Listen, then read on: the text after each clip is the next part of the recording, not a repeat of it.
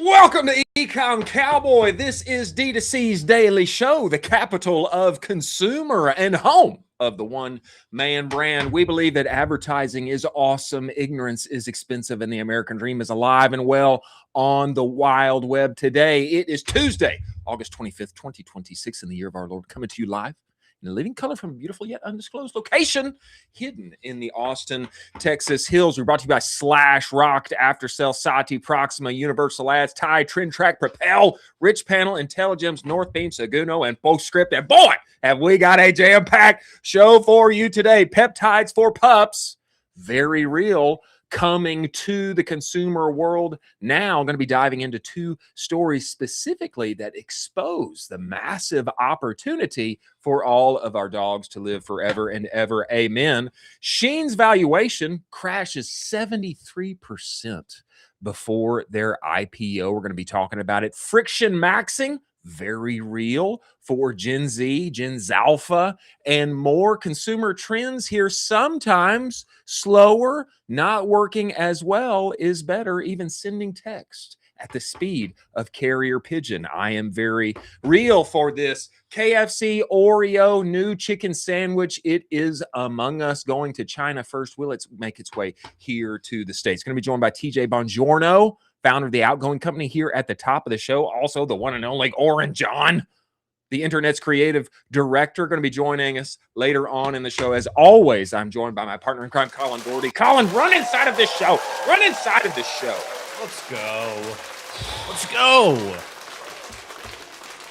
Let's go. Now, I have to say, I'm particularly excited on this fine Tuesday because we are being joined from the Jersey Shore. I made that up. I actually don't know if it's the Jersey Shore, but I'm saying it's the Jersey Shore. We are being joined by the internet's favorite paisan, the one and only TJ Bongiorno, founder of the Outgoing company, embodiment of the one-man brand from the Jersey Shore. We must welcome him inside of this show. TJ Bongiorno, get in. Get inside of this show.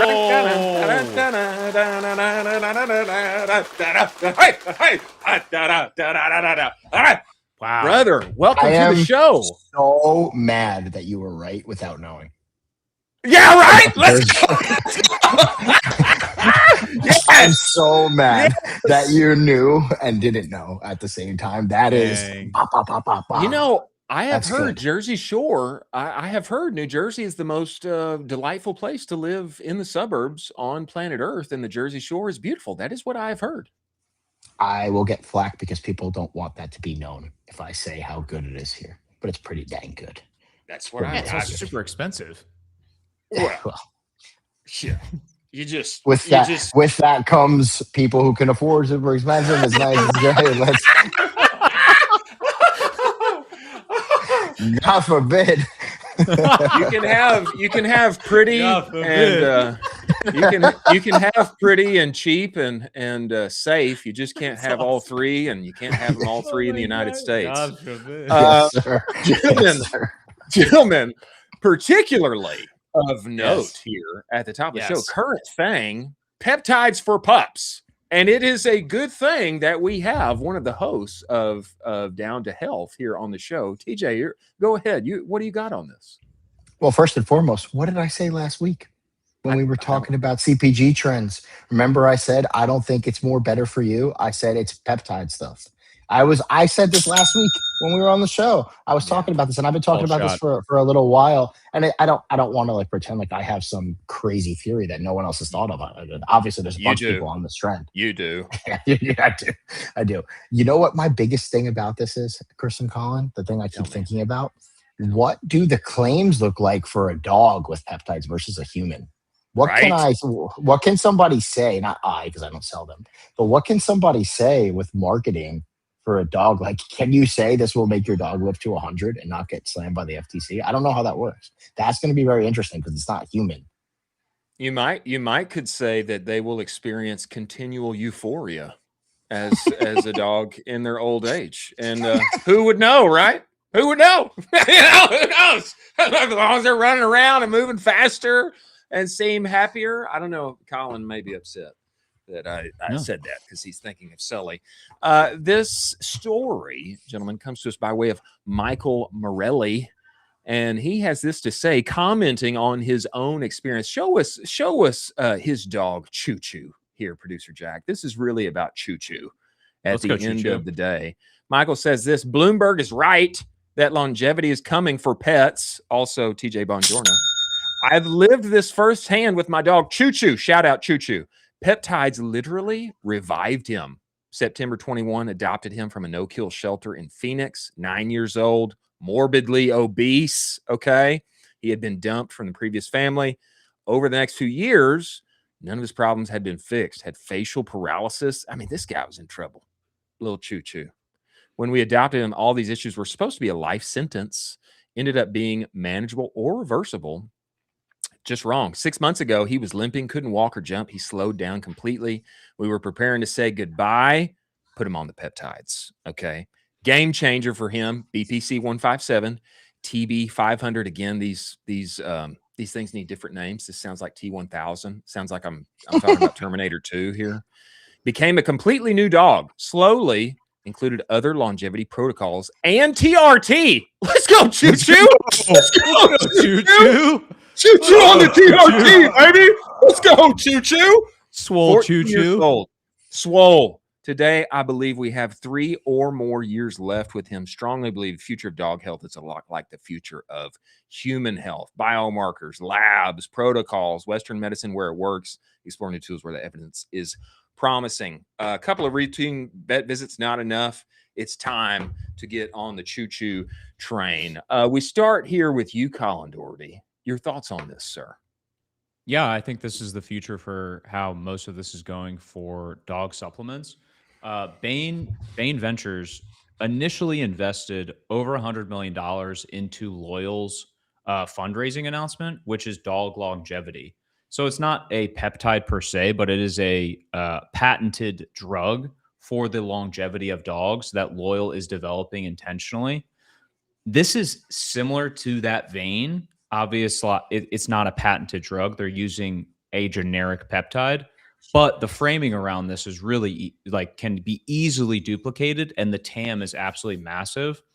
I love one of the things that he showed too on his personal profile is he showed a before and after video of how his dog was walking beforehand, and then afterwards, the most recent update.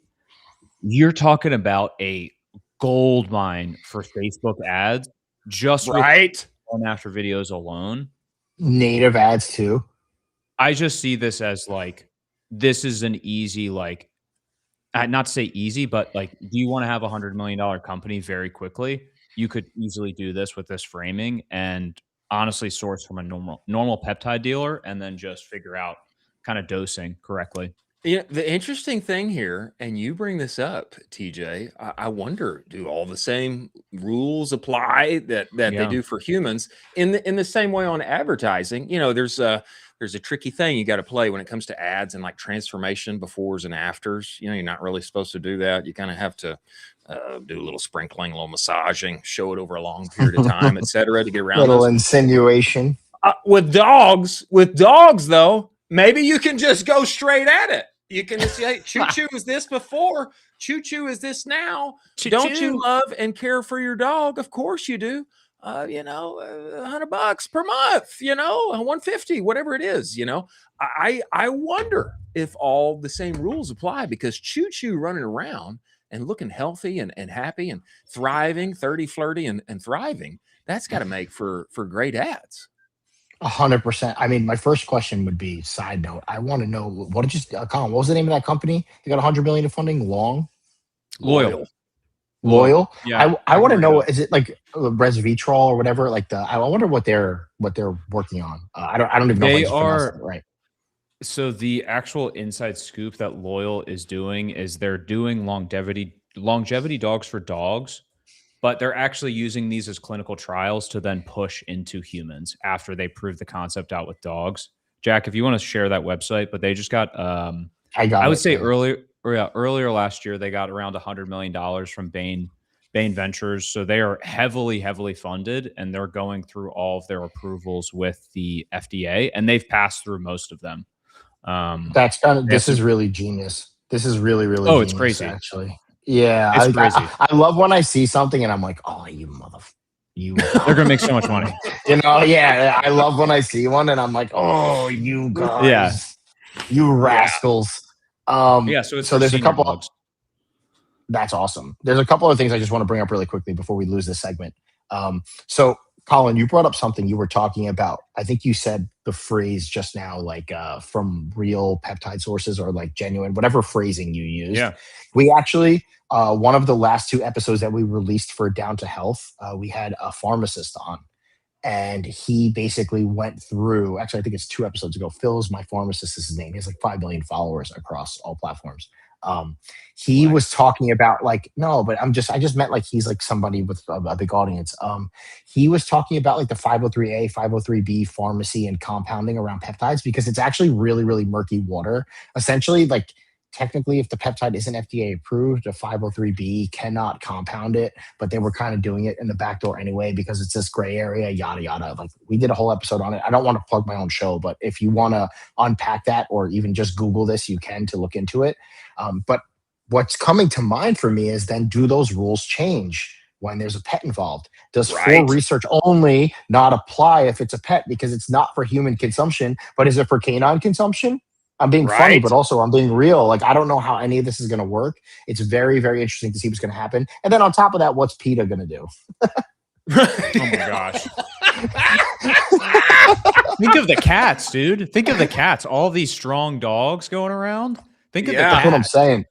Right. Dude, my dog's getting on TRT 100%. And by the way, is his name Tony? Of course his name is Tony. Tony, as it must be. As it must be. I think, gentlemen, a huge window of opportunity opening up here. Gigantic. Before our eyes. Maybe even more than like human telehealth. It's like telehealth and peptides and more. I wonder this. Like, can you just take whatever human for humans and then just advertise it for dogs and maybe it's all okay? I don't know. We need some expertise on this. Perhaps at the end of the day, we all just end up in some form of health, wellness, and telehealth. Perhaps I have to say this, TJ. I'm not scared to promote that show. Everybody should go and follow Down to Health and subscribe and go and listen to TJ and the Knobs gang. Get it down every single week. Moving forward here, gentlemen, to our stories of the day. On our way, a word from our sponsors over at Universal Ads. Play it for us, producer Jack. If your growth is plateauing on search and social, it's time to rethink TV. Universal Ads makes it simple for D2C brands to run TV campaigns designed for performance without the usual mystery of getting involved with television. You get both premium streaming and linear inventory all in the same place, okay? You're reaching net new target audiences outside of the same crowded social feeds. We're all spending our dollars today. There's no hidden markups or fees. Campaign separate management. It's just like search and social. You get running minutes. TV that's designed, that delivers for performance marketers. Go to universalads.com. Use code UA Cowboy. You can get $1,500 in matched ad credits. Many thanks for Universal Ads being part of the show.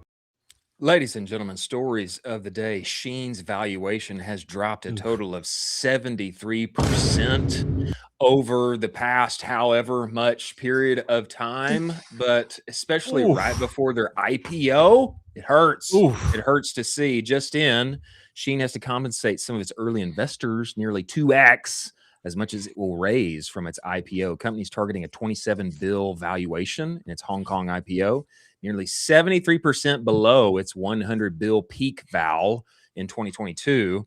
Some investors who bought shares at much higher valuations secured downside protection if Shein eventually went public at a lower price. That protection has now kicked in. Selected pre-IPO investors entitled up to $3.5 billion in cash, shares, and other payments, while Shein expects to raise just $1.77 billion from the IPO. Collapse in valuation comes as Shein faces slowing growth, tougher competition, and higher costs after the U.S. ended duty-free treatment for cheap imports. Shein went from $100 billion private market giant to a $27 billion IPO in just 4 years. It hurts. It hurts for them, gentlemen. Colin Dougherty, we'll start with you. This always seems to be your quant here, sir. Your thoughts on this? You love this. People, IPO, valuations, raising money, etc. This is what you love. This is what you love. What do you think of this? What do you make of it? It's terrible. They deserve to fail. I mean, it's a horrible product that they're pushing out, and Wow. there have been they notoriously have horrible produccts. If you look on TikTok, you can see some Shein unboxing stuff, which is pretty wild because basically what will happen is people will unbox stuff and stuff will be missing that they ordered, or they'll wear something for like a day and then it will basically just fall apart because the quality is so atrocious. Not to mention that there's so many other competitors that have basically just gobbled up all of their lion's share for like what made them them. It used to be like you would order Shein overseas, you would get overseas pricing, it would come to you relatively quickly, you'd get all this stuff. You can do that with a lot of people now, and it's also not that competitive anymore. I genuinely don't think they should go public because there's really no upside. I would imagine investors in the back are forcing them to go public because they want to recoup their money now, and they need a liquidation event in order for them to recoup their money because they're tired of what is going on with Shein. It's going to keep going downhill. There's no path forward for them whatsoever. Wow. They're basically forced. Damn. So they're forcing the payout with that insurance. They're forcing or whatever downside protection. Exactly. They're forcing the payout. Yeah, that makes sense. I mean, the company is like one giant endocrine disruptor, right? Like everything that those clothes are made out of, like It's terrible. You're just like, you put that on and you're like, your body just hates it. Yeah, you get a rash from a t-shirt. No, seriously. I have never ordered from Shein. My understanding is like fast fashion, cheap, fast, and it's like Temu before Temu. It's like you get the thing and it costs like $250 and it's a great deal, and then it falls apart. But I've never actually ordered from them. I'll produce Chris. Jack loves Mr. Jack is mad right now because he loves Shein. Sorry, Jack, but we care for your Sorry. Yeah, we care about your safety. Yeah, and also like you guys ever order a costume from Party City? You know, like that's what it feels like. Like when you open it up, it's like if you got a suit jacket for like a pimp outfit from Party City, that's what your blazer from Shein feels like when you take that in the package. I have to say, as far as like eating up the hey, we made this over here and it got fast to you over there. Quince is like the example of like we can get you actually incredible stuff like for really pretty decent prices and shockingly have it land on your doorstep in 4 days, even though it's coming somewhere from interior China. I mean, there's definitely been evolving of the ecosystem, one could say. I don't know where Shein goes from here, honestly. 100%.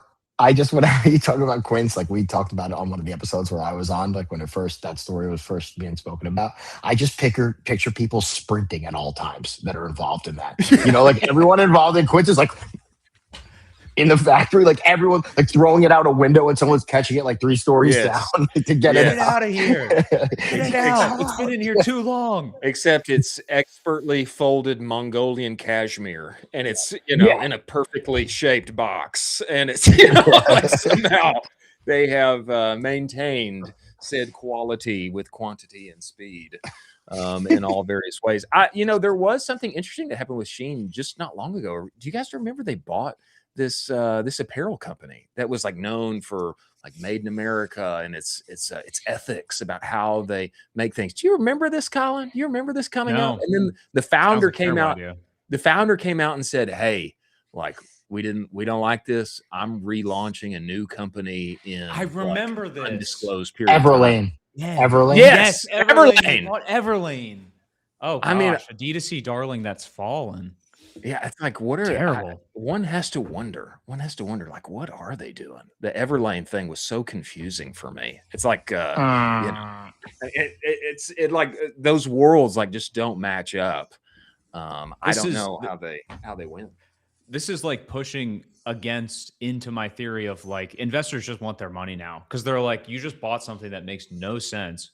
You're doing nothing with it. I don't even know what the direction is. All right, we're like tired of having our money locked up in this. You guys got to go public at this atrocious evaluation. They're basically having like a 5x markdown valuation, which is like they're IPOing at like an okay data center raise. Like like an okay data center will raise like $20 billion, and that's what they're IPOing at as a consumer company. They need to go the Allbirds route and just pivot completely to data center. Burn the close.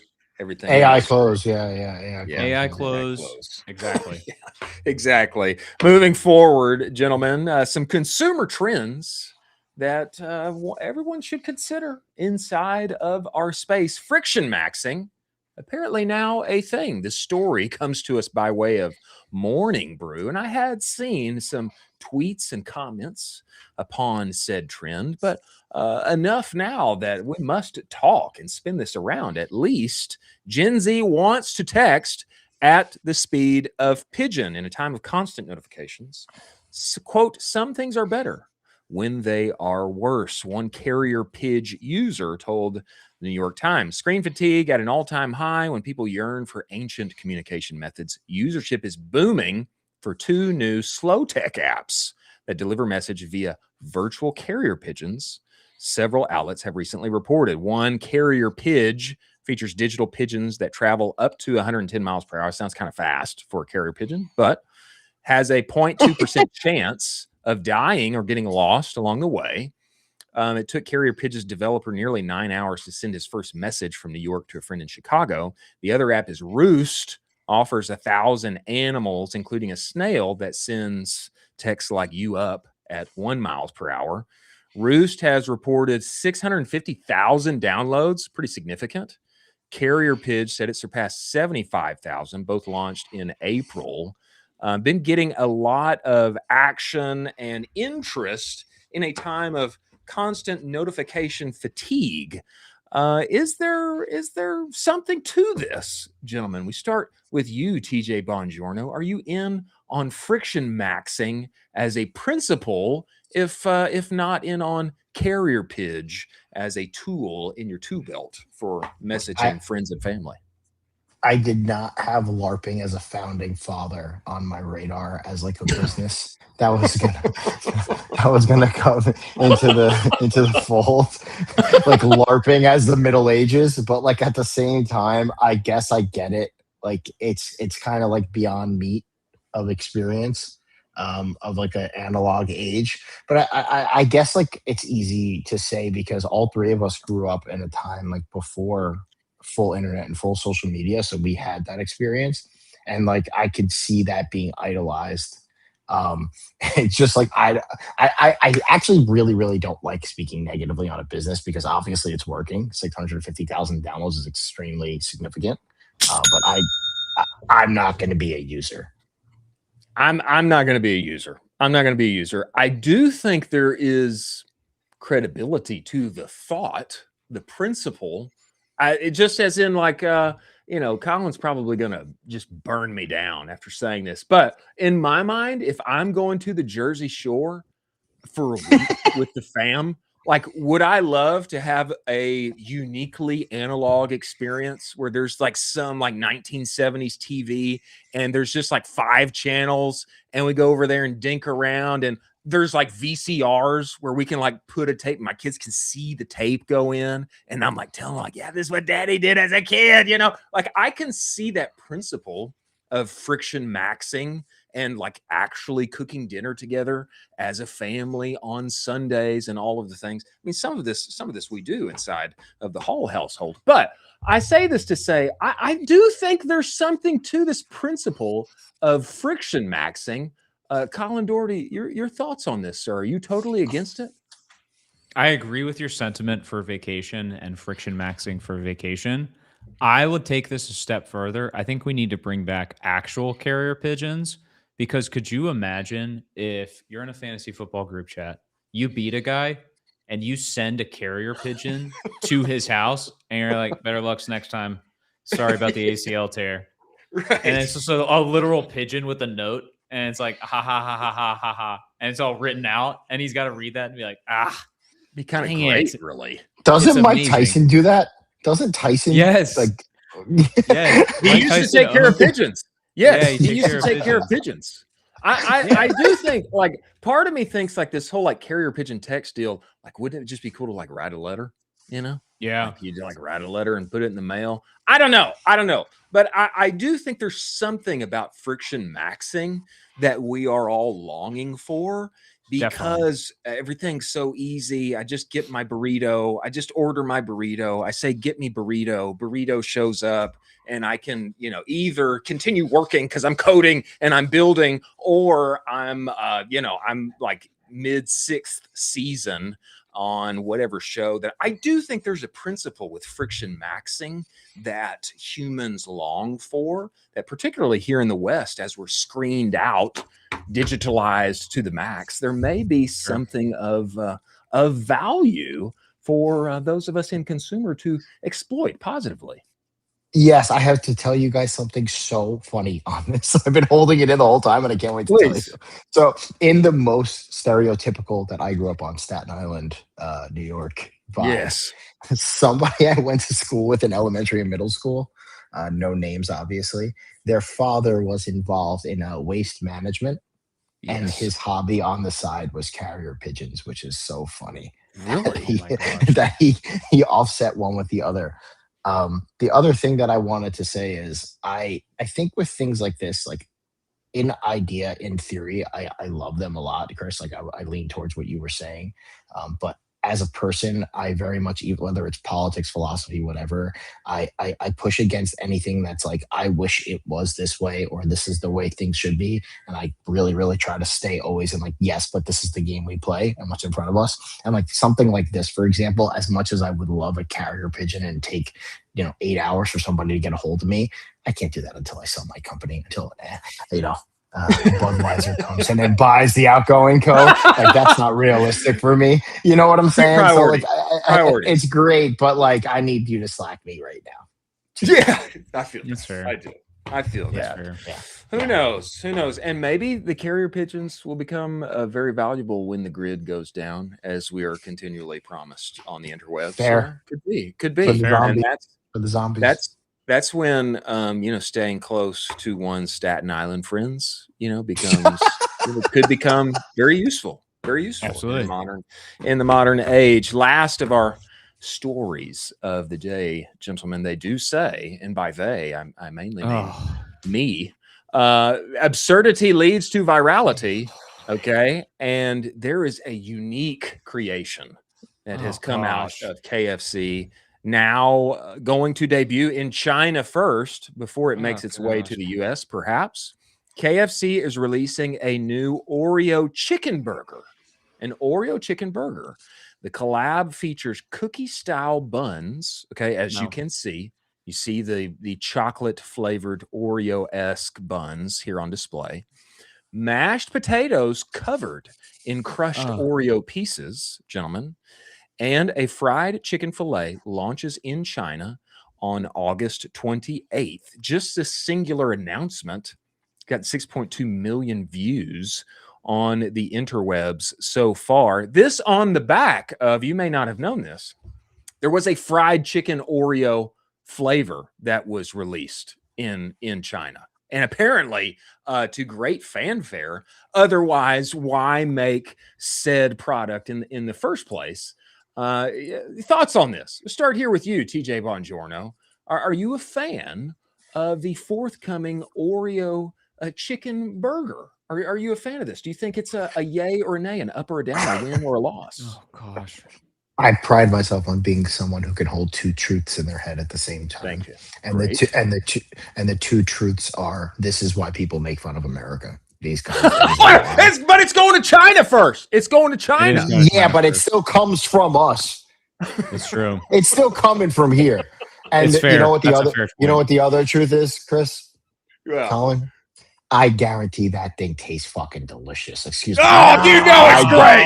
You know, I know. I hate that I would bite that and go, "Oh my god!" So good. Yeah, I'm so mad that I would like that. Actually, even though it looks disgusting, I bet it would taste delicious. I bet it's freaking incredible. I mean, why? First off, in my mind, fried chicken Oreo. Like, why are we making a fried chicken flavored Oreo? Okay, but it must have been a banger. Okay, must have been a banger. because now we're bringing the thing to life. We're making 2 giant Oreos with your literal fried chicken in the middle. Okay. And then we're going to take your mashed potatoes, sprinkle Oreos all over the top. Okay. Extra side of diabetes on the way after. But this thing has got to taste incredible. Otherwise, it would not exist in the world. Me I hate thinks it. that this absolutely crushes. I hate it, but it's true.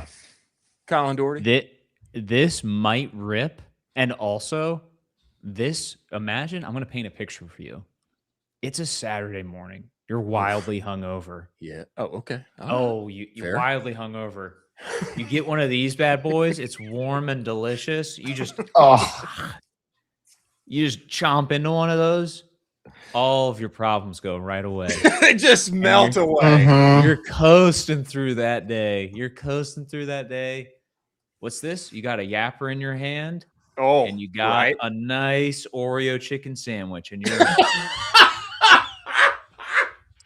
the yapper, so you can feel good about yourself while you take down the Oreo chicken sandwich. Yeah.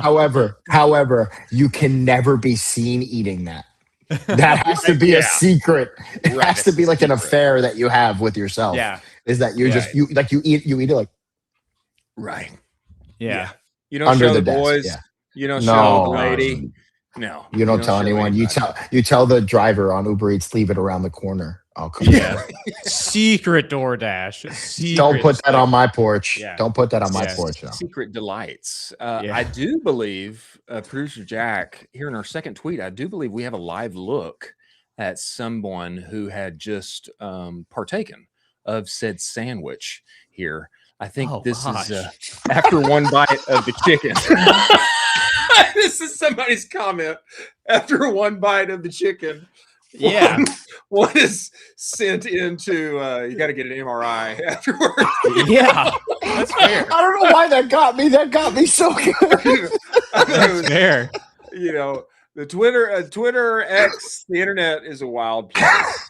I love the internet. internet. Internet remains undefeated. I love it. I love it. Crazy. I'm interested. It's getting lots of shares. Who knows? It may make its way to America as well. TJ, you know, I know you're having a week away, so to speak, but we appreciate you making the time to join us here on the show amidst all of the happenings, the debut, the forthcoming of the new orange flavored yapper and more. I'm still a little I just have some interest with what's going on with you on a kind of an ad tool, something that's happening there in your back pocket. I don't know if you have any more details to sprinkle out there on the internet for us yet. I just giving opportunity here, if one has them. I mean, if you're gonna pull my arm, you're gonna twist my arm, buddy. Funnelful.ai is live.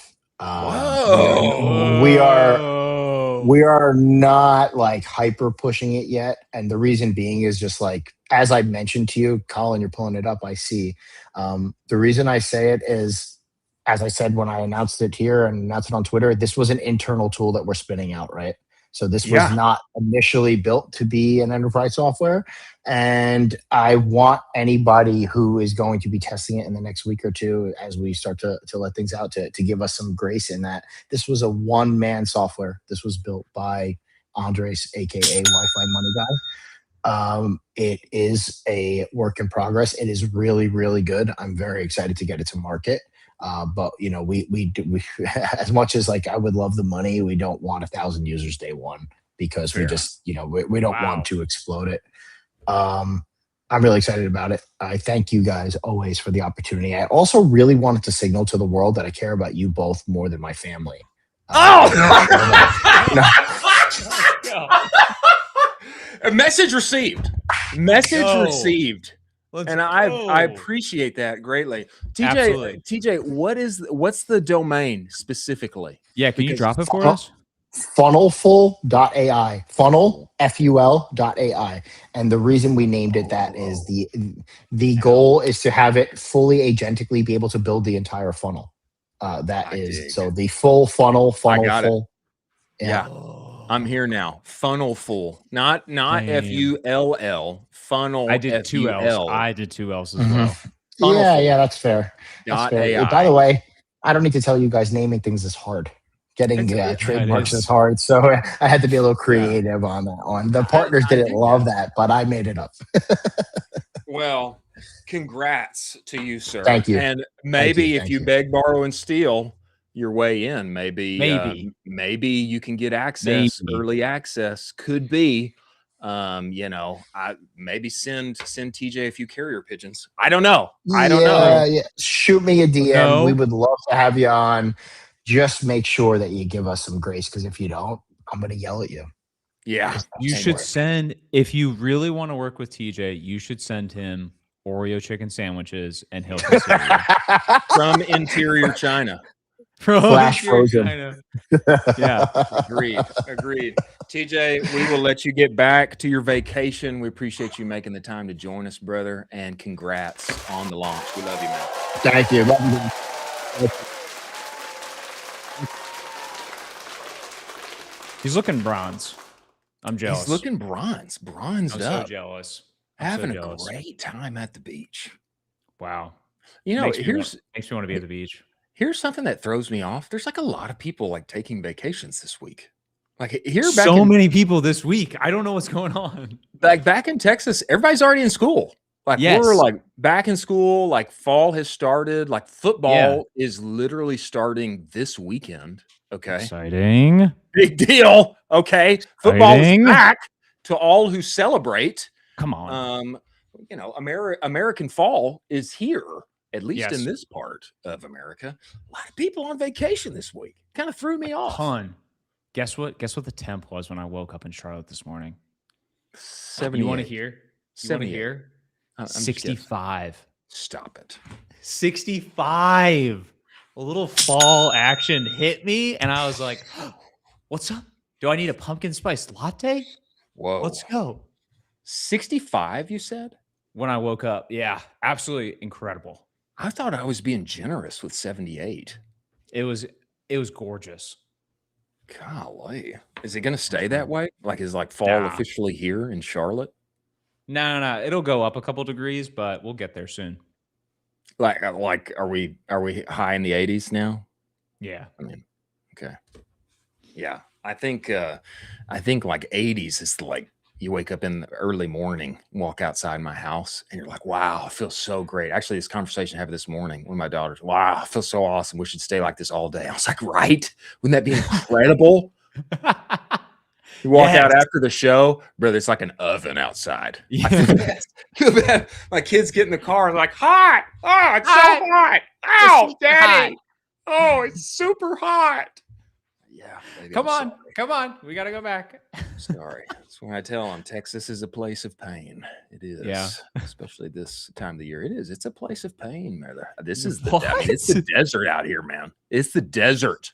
You ought to hear the frontier stories about, the pioneers making their way out here. It is. Jeez. It is, man. A lot of pain. Anyway. I won't go into historian mode. Moving forward, ladies and gentlemen, a new segment here. We're going to be talking about the TikTok Shop Top 10. What's happening on the timeline? What's happening inside of everyone's favorite, really not so new platforms and opportunities to win. Who's crushing? Who is not? We're going to be talking about all of it on our way there. Word from our sponsors over at Intelligems and Proxima. Play it for us, producer Jack.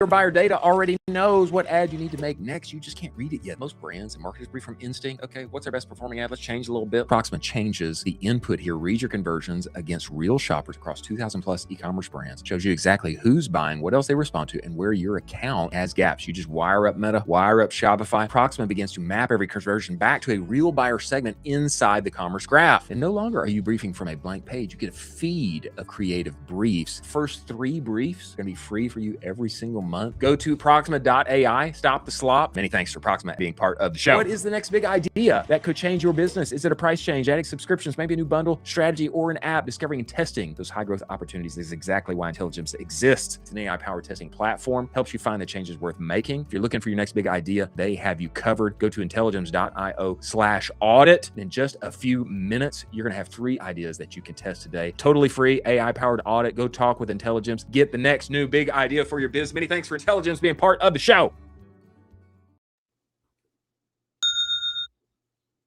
TikTok shop, ladies and gentlemen. Oh, wait. What was that sound? Did you just do a new sound and like not lean into it? I did not do a new sound. It was an old regular favorite sound that got kind of cut off. I think I fat fingered the button and it just kind of pushed twice. I was just trying to breeze through that. I was gonna do our regular ding, you know, but then I was also kind of considering this one, you know, because everybody loves TikTok shop. It's our favorite. If you invest in it, you gotta invest in it. You gotta invest in it. Take it serious. Take it serious. 6-month blitzkrieg of sorts. And find your way on that platform, feeding halo effect on all of the others.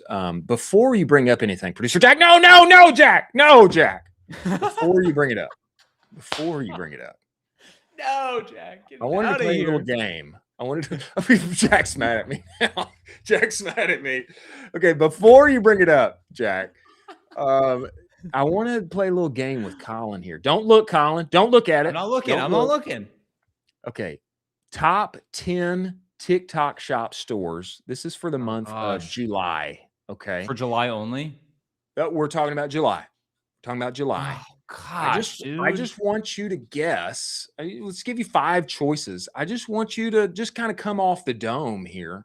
Highest performing, grossing, revenue, brands, TikTok shop, any category. I just want to give you the opportunity to, show your knowledge here and just kind of come off the dome with it. And we'll see if you are right on any of these.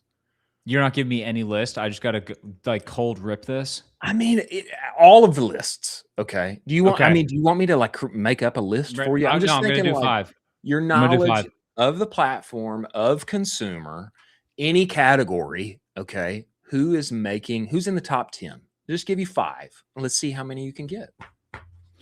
I'm going to throw out Ninja out there. Okay. I think that's an interesting pick. It's an interesting pick. I'm going to throw out Knobs out there. Wow. Knobs in the top 10 of the entire platform. The whole platform? Oh, the whole platform, bro. I thought you meant by category of the thing.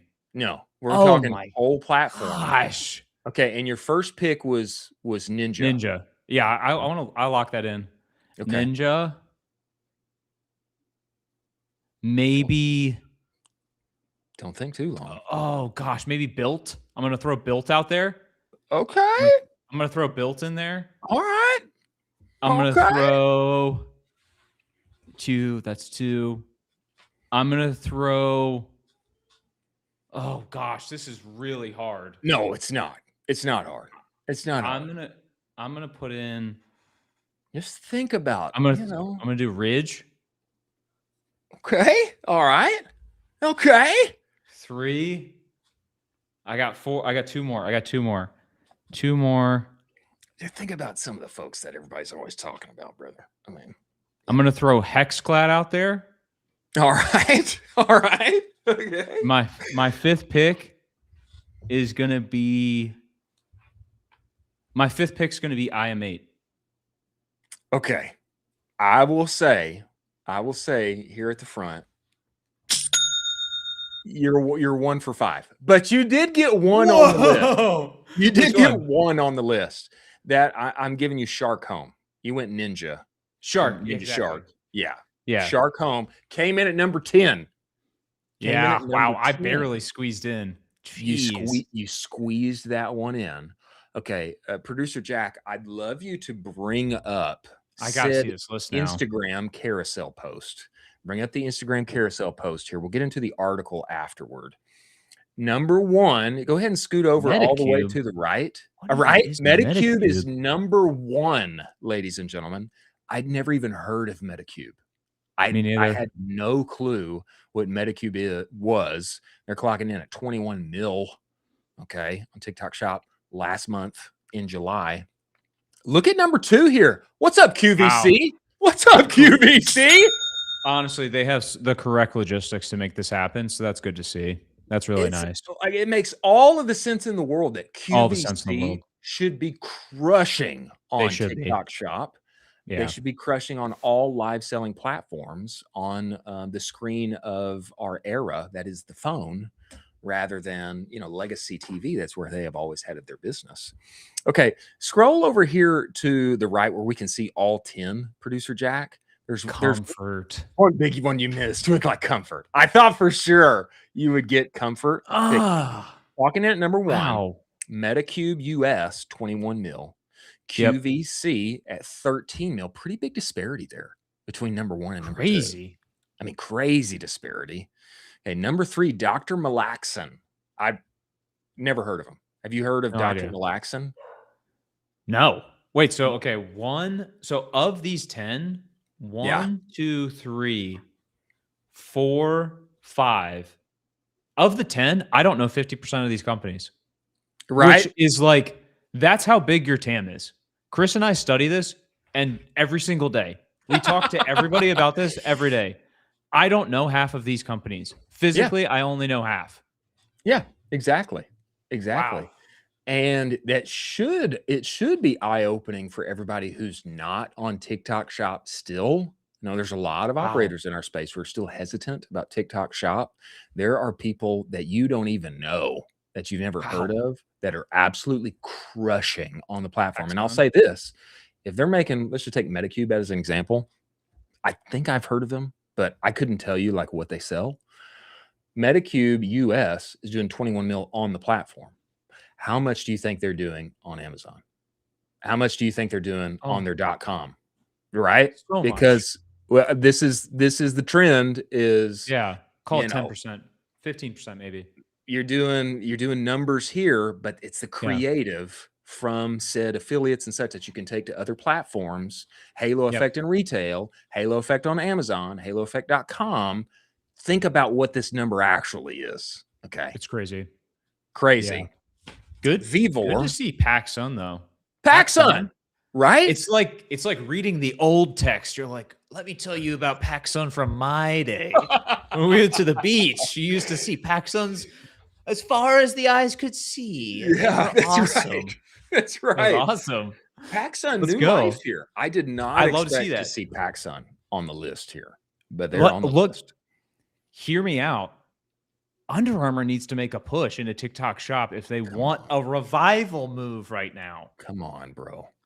That's the younger generation. Like PacSun's clearly doing it. They need to find whatever like this year's Olivia Dunn. Okay, I'm still thinking athletics. Olivia Dunn. Do you remember Olivia Dunn? She was the gymnast at LSU. Yeah, you remember? for last year. For like several years ago. Okay. They need to I'm still thinking Under Armour athletics. Okay. They need to find an Olivia Dunn of some sort in this year, day and age, and then find 1,000 of them, lesser known, and push into TikTok Shop. I'm just talking. Okay. Caitlin Clark. That'd be quite a flex. Get there you Caitlin go. Clark. There you go. Even more of a flex to get her on TikTok Shop. Selling said wares. Crazy. Vivor, never heard of Vivor. Never heard Don't of know. Can you scroll to the left here so we can get some indication what Vivor sells here, Producer Jack? They Go sell back to the left. chainsaws. No. Yeah. They sell chainsaws? You're making this up. Chainsaws. They sell chainsaws? Dude, I'm being serious. Bro, who's selling chainsaws on TikTok Shop? Wow. Vivor is. What do you mean? Crazy. They're doing $9 million of them. Chainsaws.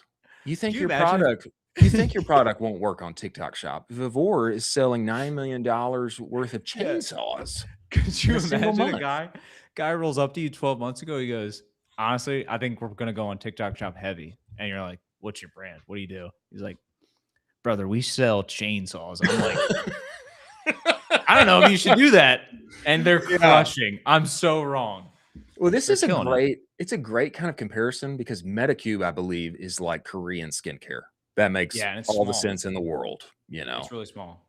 And like, who doesn't want Korean skincare? Everybody does. Are they going to crush on TikTok Shop? Of course they are. But Vivor selling freaking chainsaws. I mean, crazy. Yeah. I wonder how much their chainsaws are.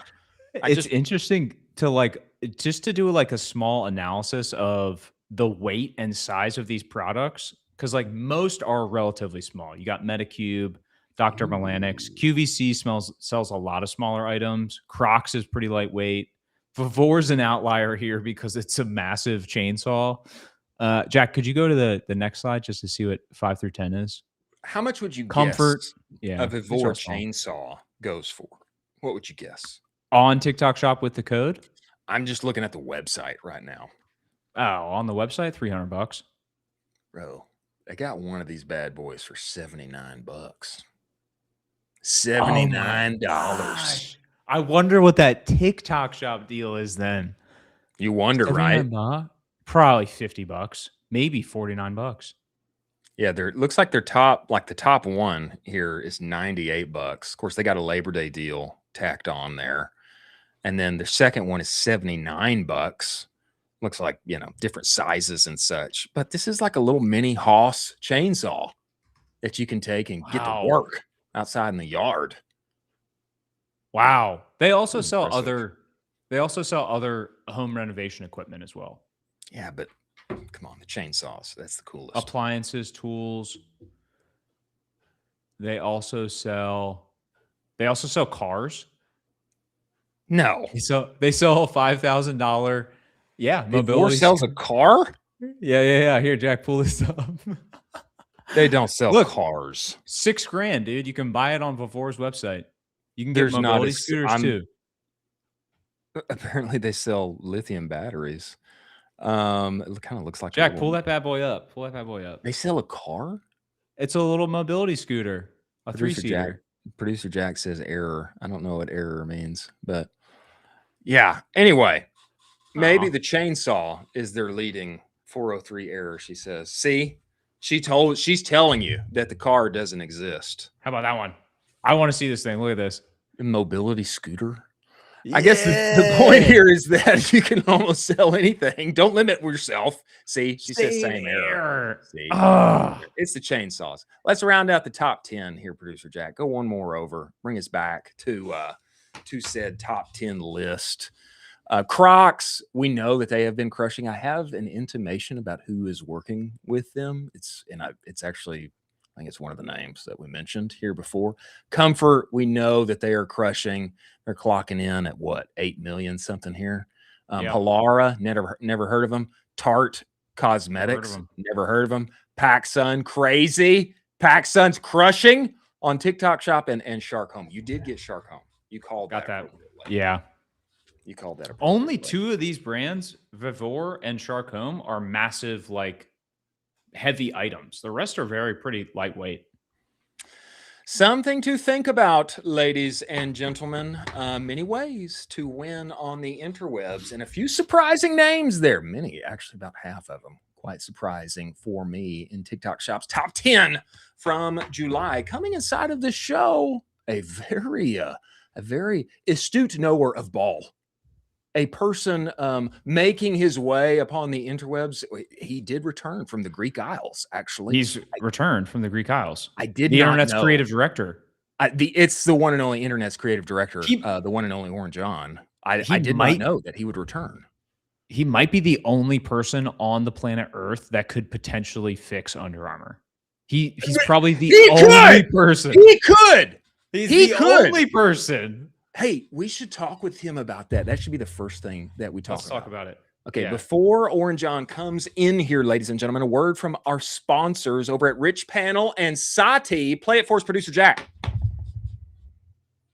your affiliate program. It looks fine on paper. Commissions going out, sales coming in, but the industry is built on last click attribution. It's an oversimplification of affiliates as a channel. Sati is the first affiliate platform built on multi-touch attribution, cookieless, Shopify native, services who introduced your customer, who nurtured them along the way, and who closed the sale. So you're no longer just looking at a flat list of commission payouts. You have a map of how your affiliate channel moves people through the buying decision. Go to mysati.io/champion/ecom-cowboy. Get 20% off your plan. Many thanks for Sati being part of the show. Your CX team is buried in repeat tickets that are costing you money. Rich Panel is the AI help desk that fixes this massive headache and automates 70 to 80% of your interactions. You're only responsible for the exceptions. Your team of Rich Panel AI agents has got you on the rest end to end. If you're paying humans $2 to $10 per ticket, you need to see what 30 cents feels like. Ridge did this, cut their cost per ticket by 70%, save $500,000, and 50% autonomous resolution in 30 days guaranteed, or your money back. Go to richpanel.com, book your demo today. Many thanks for Rich Panel being part of. Ladies and gentlemen, the one and only internet's creative director is here. We must welcome him inside of the show. A warm Ecomm Cowboy welcome to the one and only Oren John. Oren, get inside the show. Get in here, Oren. Let's go. What's going on, y'all? I feel like I need to move the camera back to match you guys. One sec. Let's go. Let me cook up. How are you guys doing? You know, so even good. Better. Now that you're here, Oren, I didn't know if we would ever get you back from the Mediterranean, but you have found your way I love back, the game. Sir. I'm married to the game. There's no way we're not coming back, you know? Married to the game. He's married to the game. I feel that. Oren, you know, I didn't know that we were going to ask you about this, but I think we must because the topic has come up here, sir. Under Armour, I think, what are we looking at? Like 15 quarters of decline or something? I don't know. Yeah, it's rough. They just can't get out of their own way, right? Look, a couple of things about Under Armour. I don't know if you guys saw, I'll put in the chat. I have the Under Armour 424 collab from this summer. Was like very good looking, very hot. They announced it, didn't release it. It's probably not going to come out till next year because these guys don't know. But what this shows is like Under Armour has the DNA of a brand that can be like appreciated in the right design hands. Yeah. But even this moment, it was a perfect example of like everyone wanted these. There are eBay resellers selling these as we speak, like clones. There was a bunch of hype around it. People want them, but they cannot for the life of them get the timeline together to release, right? You're Under Armour. You have something with a noted designer. The guy from 424 is great. And you can't even get the gumption to be like, yeah, we should fast track this. Like get another factory on it. Let's get this for fall, right? So yeah, look, I think they have the brand DNA. I think from whether it's from football in general, that's what I associate Under Armour with. It's where like I got the sport. It's like, they should dominate that culture. They should dominate making those guys stars. They should be running these kind of collabs and actually putting them out quick. And look, I look at Umbro as a great example of a brand that came back with good creative direction. They got the Slam Cam guys, same playbook here. You know, the thing that was shocking to me, Oren, I'm not Monday morning quarterbacking here. I did always wonder about this. I wondered about The Rock and the partnership there. I just wondered because when I think of Under Armour, I think of we must protect this house. Click clack. I think they hear us coming. You know, I think of AJ Hawkins. You just saying it out loud, you know? Exactly. I mean, I get chills. I think about Friday Night Lights. That's what I think about. Let's go. And in the NIL era, Under Armour isn't just hammering, right? Like, okay, let's just take all the top prospects. You know, like all these guys, especially these guys. Give me all the backwater, hay-fed, big old boys from across America and get them. Yes. Yeah. Let's go. This feels like a big missing. It's like there's a hole in the marketing world because Under Armour has not capitalized on the corn fed. There's no football brand. Is one thing I feel like okay, we have all these athletic brands, these running brands. You know, like Nike will have this, and Jordan have the stranglehold over basketball. Like Adidas and Nike fighting over soccer. I feel like there is no one who owns, maybe from a boots perspective, but like not from anything else for football in the same way. And it's the most popular sport in the U.S. I mean, we talk about this with women's soccer. I used to bring this up a lot. Most popular youth sport is girls soccer. There's not a lifestyle brand that's really tapped into that from a niche level or a mainstream level yet. Like that seems like a TAM that's worth going after. And you see guys do it. Baseball lifestyle. nailed this. Right. My neighborhood in Orange County I cannot avoid these guys. Exactly. The ice cream shorts. The ice cream Everywhere. shorts all My day. neighbor across the street has the ice cream shorts. My neighbor next door has the ice cream shorts. It's ridiculous. Yeah. It's ridiculous. They're doing my too well. nephew. It's like the power of like niching down and focusing on that core customer. I'm the same. My next door neighbor, he's always rocking baseball lifestyle. It's like the 12-year-old, the 12, 9, 8, 12-year-old, 14-year-old boy. He's like valuable because, you know, mama's money's going there, daddy's money's going there, and want he's him watching to the same stuff on YouTube. My kid's 10, right? They're just watching shit on YouTube. Anything he wants is from YouTube. So you know where your acquisition is. That's how baseball lifestyle got big. That's how good golf, controversial, obviously, like got big. Like these guys are doing this on YouTube. I feel like these big brands just move too slow. Like, right? Like Under Armour's got the DNA, they've got the distribution. Could it require just a major overhauling? I like the Umbro comparison because they basically like hired a single creative direction firm, Slam Jam, to make them cool. They put out specific boutique collections. Slam Jam's also a retailer, so like they debuted them there. And this stuff wasn't highly available, but it'd be like a chainmail jersey, and it began to turn the culture around, and then like kind of rose the sales and the relevance of everything else. Like you can run the slow playbook for this too. Oren, imagine I like threw you into. You had creative direction for Under Armour. I gave you full autonomy. No one could say no to you. How would you turn the brand around? You have, call it 6 months. Yeah, I mean, look, I would. You'd have to schedule it around. Like 6 months is I don't really know about timing, but like this next football season will be crucial, right? It's like right now. Thank you. We're doubling down on that 4-2-4, right? We're being like, okay, collabs and the DNA are good. We need these, and we need them hyped to fast release. So basically, it's like a team that just does like the full court press on a high design collabs to bring the brand DNA back. And then I'm just recruiting. I don't even need the top tier. Give me strength in numbers. Give me all of the mid tier football going into the next season. So we're just synonymous with it. And I think like even just executing those two things, I don't think it has to be some crazy playbook. It's just like re-own this sport, starting with the youth, and then layer on top something aspirational, and then we can build the rest from there. Wow. Talk to me about this. Oren. In this vein, I feel the bell cow of Under Armour football that they have in the repertoire right now is Notre Dame. It's their biggest school. That's their main one. Yeah. It's the school that has a legitimate shot to win the Natty. Okay. I wonder why not go Phil Knight with this thing, and why not like push in the chips Buy Notre Dame. Notre Dame. Buy Notre Dame. Buy Notre Dame. Buy Notre Dame. The whole buy institution. Notre Dame. Do that? You Can we know, do like that? go like make What are this the rules thing a here? Can we do movie, a cinema, you know, Yeah. like let's go Rudy-esque and let's like revive college Yeah, football. you're talking about short form series, whatever. Look, they just debuted the new Notre Dame facility and all that. It's just like, how can you just be involved in literally everything? And I do think one thing I have noticed is like old brand versus new brand sponsorships. It's like hands-on versus hands-off. But like if you're sponsoring Notre Dame, I don't know what the team is like from Under Armour that's on the Notre Dame campus every day, but like that's the level to which you need to be involved in sponsorships to tell this kind of story, especially like, again, in season. Yes. I agree.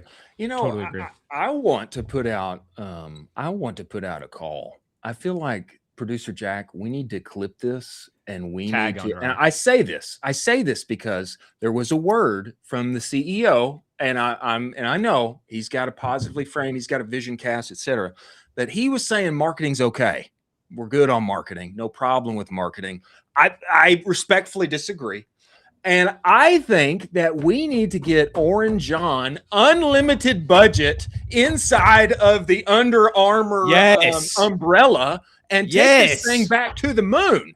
That's what I think. Hard agree. Look, I'd love to chat with them. I dump on Nike too hard, so I know that conversation is never going to happen. They're a constant punching bag. Yeah, I have a video coming. I'm doing this week. It's about things being sold out.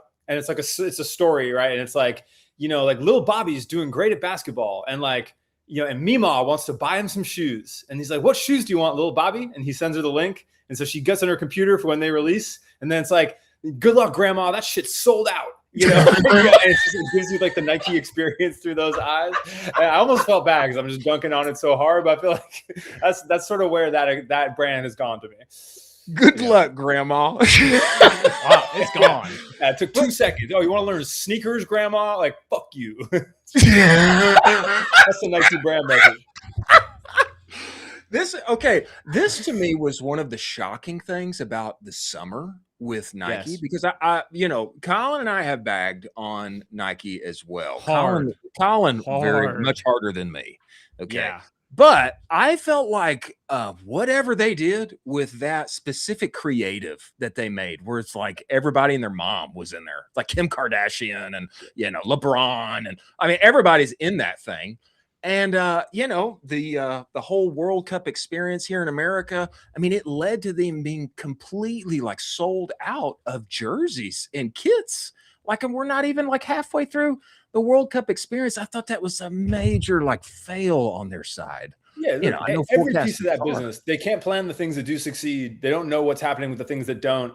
And I think that, look, the hard part is you have to admit where you are, right? I think they'll do these big campaigns. They're good at ad creative, good at these other things. But you have to realize, like, we don't have like the Kmart level brands anymore. Guys aren't you don't say, hey, I want to go buy at Kmart. I want to buy at TJ Maxx. I'm going to go just get like a no-name thing, right? People still buy into brands. So I feel like we've had like a shift downward with these brands that have kind of lost their luster. Like Nike to me is what the Kmart purchase was 15, 20 years ago, right? It's a default that people buy for ultra cheap because it's known, right? And that's fine. Yeah. Back then it was just like no one gave a shit about brand. So they would be like, they don't care. They wouldn't say. Now people I wouldn't buy Kmart, but I'll buy Nike. But it's the same thing now, right? It's just a default choice for an average person. But I don't even look at that as bad. I look at that as good if you have the scale to match it, right? If you are the soccer jersey choice for the World Cup for the entire nation as the value choice, produce accordingly, right? Like act accordingly. Doesn't mean you still can't have Halo products or Halo lines or Jordan or whatever, but like that's the consumer behavior shift.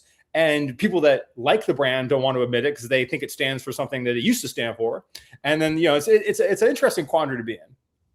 It's a very interesting quandary, and apparently forecasting hard for more than just a few of us. Apparently AI hasn't solved forecasting yet. In totality yet. Oren, I will give you the World Cup was really weird. Even with content, it was weird. Like I was trying to do content leading up to the World Cup. Like I did content leading up to the Super Bowl, but it was like the hype like wasn't there, and then it like dropped. So I understand the forecasting portion. Yeah, and they did do a masterpiece on that, whatever that thing was called. What was that called? It was, I don't even know. It had a great name to it. We actually watched it here on the show. It was, I mean, it was a cinema. I can't recall the name or the portion of that ad, just that it had celebrities in it. But I know the Adidas ad where they had Timothée Chalamet in a car competing with like alien kids for soccer. Yes. I was like, so I feel like they still lost that one. Yeah, the Timothée Chalamet, I didn't remember that was Adidas. That was Adidas. That was Adidas. Yeah, that's definitely a more memorable story. That's got better narrative to it than Rip the Script. Yeah, and they had AI young David Beckham. That's true. They did balling out there in the middle of Brooklyn or Harlem, wherever they were. I am 8 legend of I am 8 lore. That's right. Yeah, there you go. Shout out I am 8. Shout out all my CACs, all my LTVs. Okay, Oren, tell me, I just thought since we got you here, this would be a good time to like get into Oren's bag, talk his book a little bit. I'm impressed by this term, this phrase of sort that you spoke about here recently. The cardinal sins of modern marketing is thinking the person, your audience, is who you think they are, wants what they say they want, has similar preferences to you, wants to see people like them. Get into this for me. Oh, yeah. This kind of avatar world. Right? Look, for any of us that have worked in this industry 10 plus years, right? You have been in a room with a VC or your boss or a CEO who's like, this is our target demographic. This is who's buying our product. And then you've known as a marketer, you've had some data, you're like, is it? Is that the target demographic? And look, and then you had some data to back it up, right? Like I remember when I was working at Gel Blaster, a big thing we noticed is like the Spanish consumer in Walmart. We were big in Walmart. Was like basically didn't have a choice brand, and we worked really hard. We did a bunch of Spanish language content. We had a Gel Blaster Mexico TikTok that got up to like 900,000 followers to try to own that category because it was like it's like a 23% of the shoppers in toy are like it was like some huge. And we made a huge shift by putting a focus on it. And that was one of those, like, it was data enforced, right? You pay your 1% of fucking revenue or whatever to Walmart Connect, and you get the info to do it. But now it's like, I see surveys, right? I go into these brands, we talk about their target demographic. They're like, we did a survey. And there's all about the size of the survey. We need 5,000 people in the survey to tell us what they want. And then you're like, look, they're saying things that are directly, inherently, like, that's not their action. I can go into this person's thing and saw they clicked a meta ad in X and Y to do, Shopify gives you base level data. And so I think we as marketers have been working on these assumptions for so long. So have executives. And I think it's like, you don't have to do that anymore. We can now see the full funnel of how people get there. We have all this complex attribution. We have stuff. You can go run your customer list through Outer Signal and get the real results. And this is the exercise we did. I was doing this. This carousel came up because I was working with a beauty brand that has very Gen Z marketing that sells to Gen X, and they sell to millennials. Really? And you see it in the Ulta data. We got and we put our list through it, and we showed all the Gen Z girl, all the content, all the seeding, all the influencer. And look, it's women buying, wanting to be younger, wanting to be cool with a brand that's not the coolest brand. It's an attainable brand, had a brand name that they knew and were familiar with. And you're just like, okay, that's a no-brainer. Our marketing's not wrong. We just were going to the wrong demographic that we got. I think there's a lot of brands that are still working off the false assumption. Wow. This is an interesting point. Like, in that situation, if we've got largely, Gen Z featured people inside the content, the ad, et cetera, but it's millennial moms and it's Gen X that's buying, I would wonder, like, well, maybe we just keep going with what we got. Absolutely. But this is about knowledge, right? It's about, we're doing the right thing, but we're reaching a different audience than we expected. Is an insight, right? And that should drive a lot of those. Be like, okay, cool. We don't need to stop doing that, but then we need to understand, like, okay, how does this impact the rest of our business and the longevity of what we think we're doing and the SKUs we're launching? And like, because, hey, maybe this is a reason why the more fringe stuff we launch, experimental stuff, fails, because it's a safe consumer who wants to be It's like, these are the kind of things that you come up in real product marketing meetings. And so I think that's just, a good approach to look at for people now, is to, like, really think through those decisions. And what people say is huge, right? The AI conversation is another one, right? Where it's like, I hate AI on Instagram or TikTok every day, but those people are using ChatGPT in their job or whatever it is. There's a reward, there's an incentive, right? First, there's like all the anti-AI companies that sponsor, or not company, like there's like grants to like sponsor anti-AI content, right? And then there's the creator fund will pay you for basically views, right? And so if you make a big anti-AI video, get a ton of views, you're getting paid for it. Same thing with like influencer takedowns. You'll notice this when like someone gets mad at an influencer, there'll be one video, and then 100 other people will be like, that video went viral, I'm going to get mad at them too. When they don't care, they don't even know who this person is. They're drinking a Starbucks. Why would this person get sponsored by Starbucks? And this is the economy we've created. But we can't assume a consumer is going to make a decision based on that. Just because they say, I hate this influencer because they work with Starbucks, they're drinking the Starbucks. We can't assign what they say online, what they say about their persona, to the decisions they make. I will say the outer signals of the world, it's crazy. The ties of the world, like they offer information that is we just didn't have. I didn't have. I'll say 3 years ago. I mean, it is like a totally new world in terms of being able to know your customer, like what they're doing, who they're buying. If it's some buyer at Target, who's actually a really important person that you want to connect with, but you would just assume is some rando inside of your customer list. It is fascinating what we have. Now you test this, right? Like, I live in this world. Like at Darkroom, we do creator campaigns, right? For most of the ads. Like, so it's a lot of performance, but a lot of it's creator, but it's about width of creator. It's like, we need old creators, young creators, black creators, white creators, Asian creators, this female, this style, that style, because that's what works in the ad account and in the algorithm, right? So it makes you think a lot more about these things when you start to realize, oh, we have a brand that's targeted towards older women. We hunted down a bunch of older women creators, assuming that they want to be mirrored, but in fact, they actually wanted younger dudes. And then seriously, the data doesn't lie in the ad account when you go wide, right? But like, and that's actually an anecdote from one of my friends' brands. And it's just like, this is, who are they consuming this content from? And now we have the ability to get to those answers from the data from those companies. And if anyone is doing the modern method, right, which is you have dozens of creators, you have hundreds of ads in the ad account, you get to these insights much faster than ever. And that's sick, honestly, compared to how we used to have to do it back in the ancient 1990s, you know? This is exactly how I think about data and how I think about insights. I think companies are so strapped right now with a lack of data and a lack of like seeing things and these things. So like the ability to see this and to get clarity on who actually you should go after and how you should be spending your budget, making creatives. It is like the future of how all this is going to go. And I totally agree with all of this. Talk to me about this, Oren. Talk to me about this. I would love for you to settle a little debate between Colin and I, which I believe I will firmly win when I introduce said concept. Okay. Can bitterness as a flavor go mainstream? Yes, it can.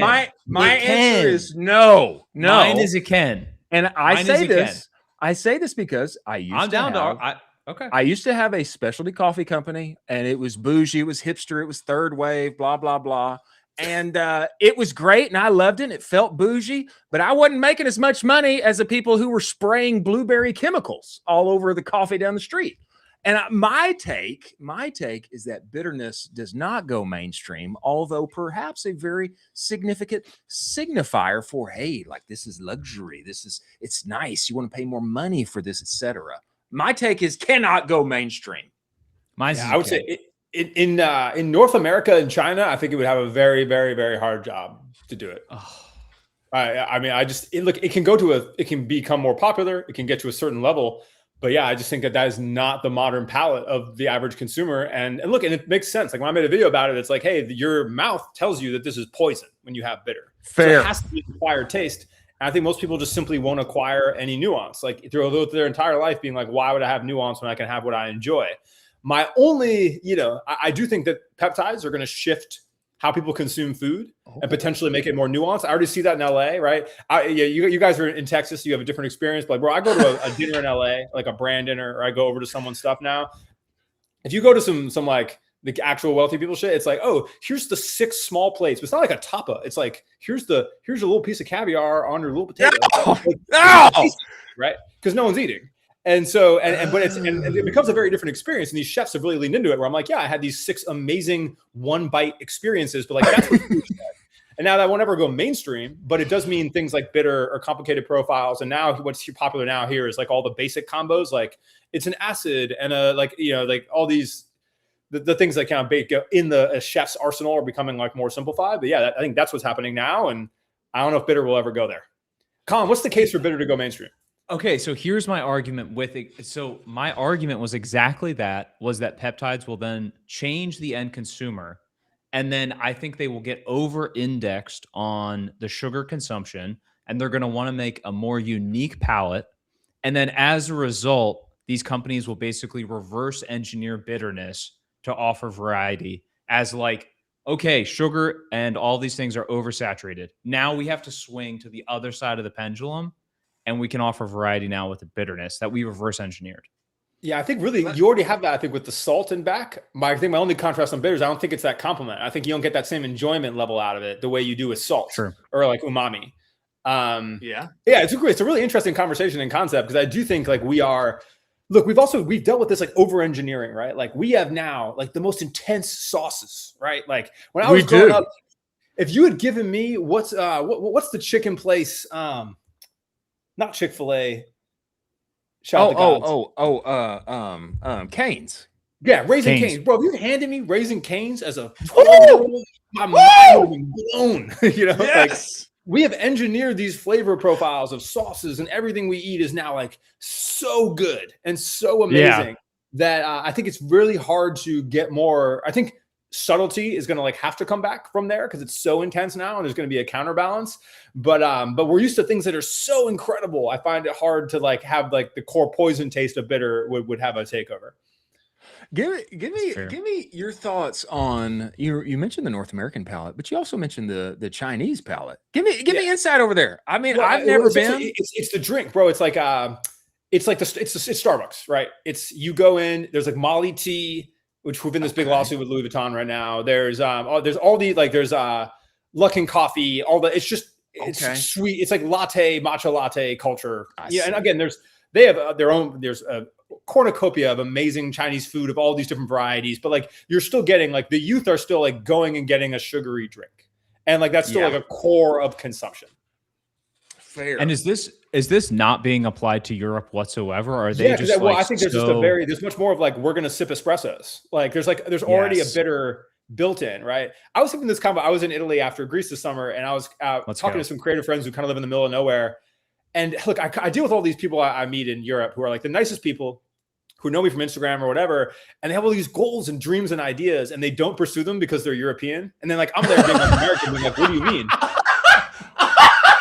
But it literally comes down to like one of the answers for my friend who lives in like more rural Italy was like, yeah, like guess what? Like every night I have this extended dinner. We sip espressos. And if I was to not do that, if I was to not be with my family or it would be extreme. It would be like ostracized. It's like so culturally built in. And so those like, look, you got most Americans I know who are going after that stuff are working like 5 hours a night, right? You're locking in after work. You're up till midnight. You're working on your side hustle. That is so culturally foreign that like, it wouldn't even happen, right? But what they're doing, they're sipping something bitter every single one of those nights, you know?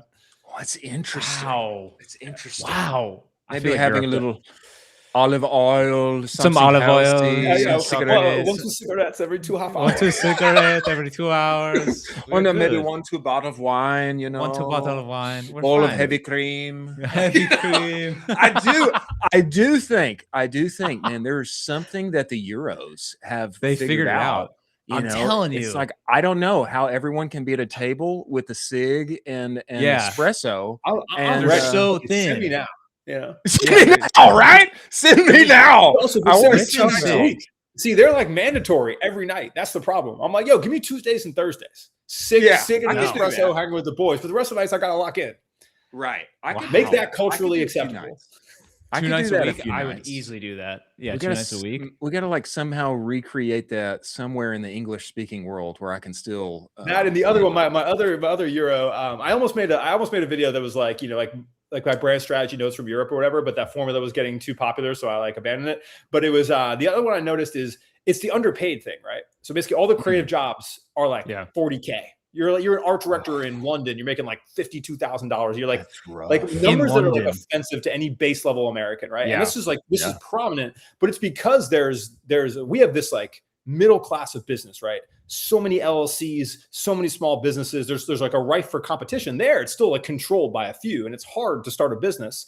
And the employees aren't like striking back, you know, or being like, hey, we're going to move, do this or that. They just kind of eat it. And so it basically means that none of these people have the money to start a side thing, especially when it's more costly and more regulatory prohibitive to do it. And so it just means that there's this unenabled creative class that like will never make the entrepreneurial jump you see so often here, even to freelance.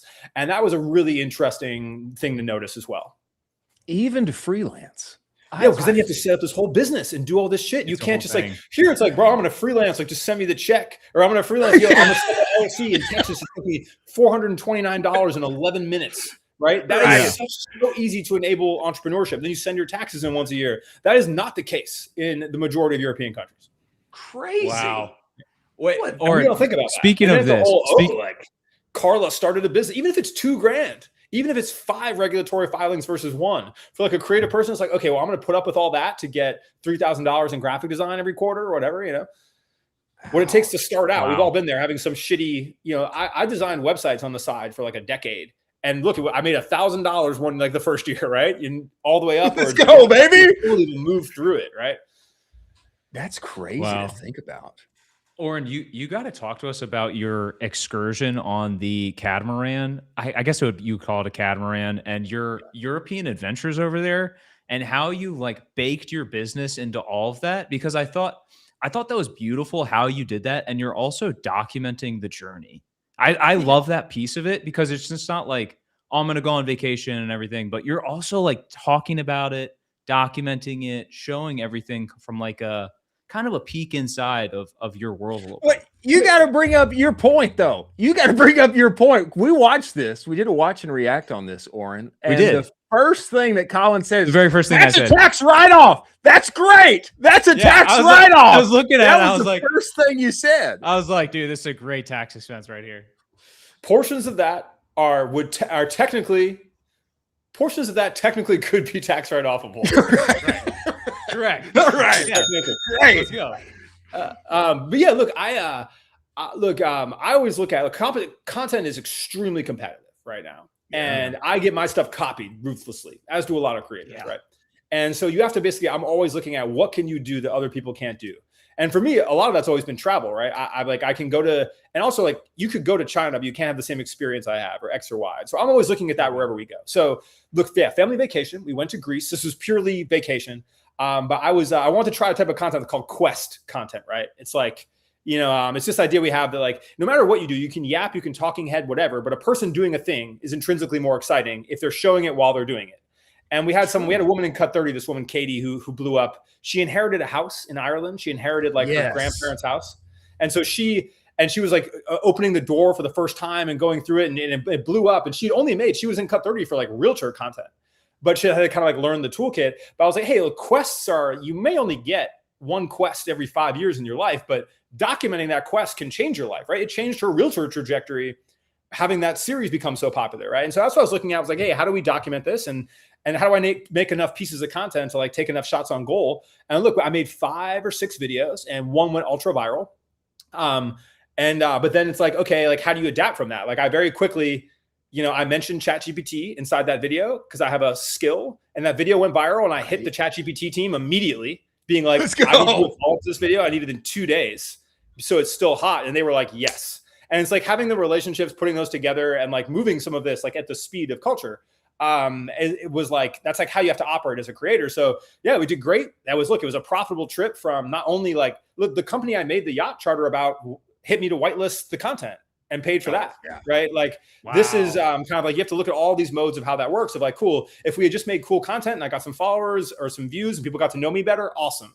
But also if I could turn that into a brand deal, if you could turn that into whitelisting. Now, bro, I've gotten hit up. I have every yacht company in the world. I have, we're doing private jet stuff. We're doing private jet economics coming up. They're flying me to some places like, let's go. Some other company, which begins to compound if you have the formula. And that's been exciting. Wow. Questing and manifest destiny over here from Oren John, just willing private jets, PJs into his life. You love to see. But you have to have formats that allow for it, right? Like the math format works for me as the kind of creator I am, where I'm like, here's the math behind this. It doesn't cost as much as you think, or is this worth it, or is it not worth it? And then being in a scenario where you can break that down and people respect you. And now I have put myself in the scenario where I can do that for luxury things. And I have a proof point for it. So I can go pitch that. And like, that's what modern content creation is like, right? You get enough momentum to get to the point where you are known for things, then you can pitch them, but it's a very active job, right? Like a lot of people wouldn't be like, let me email ChatGPT, like. Right.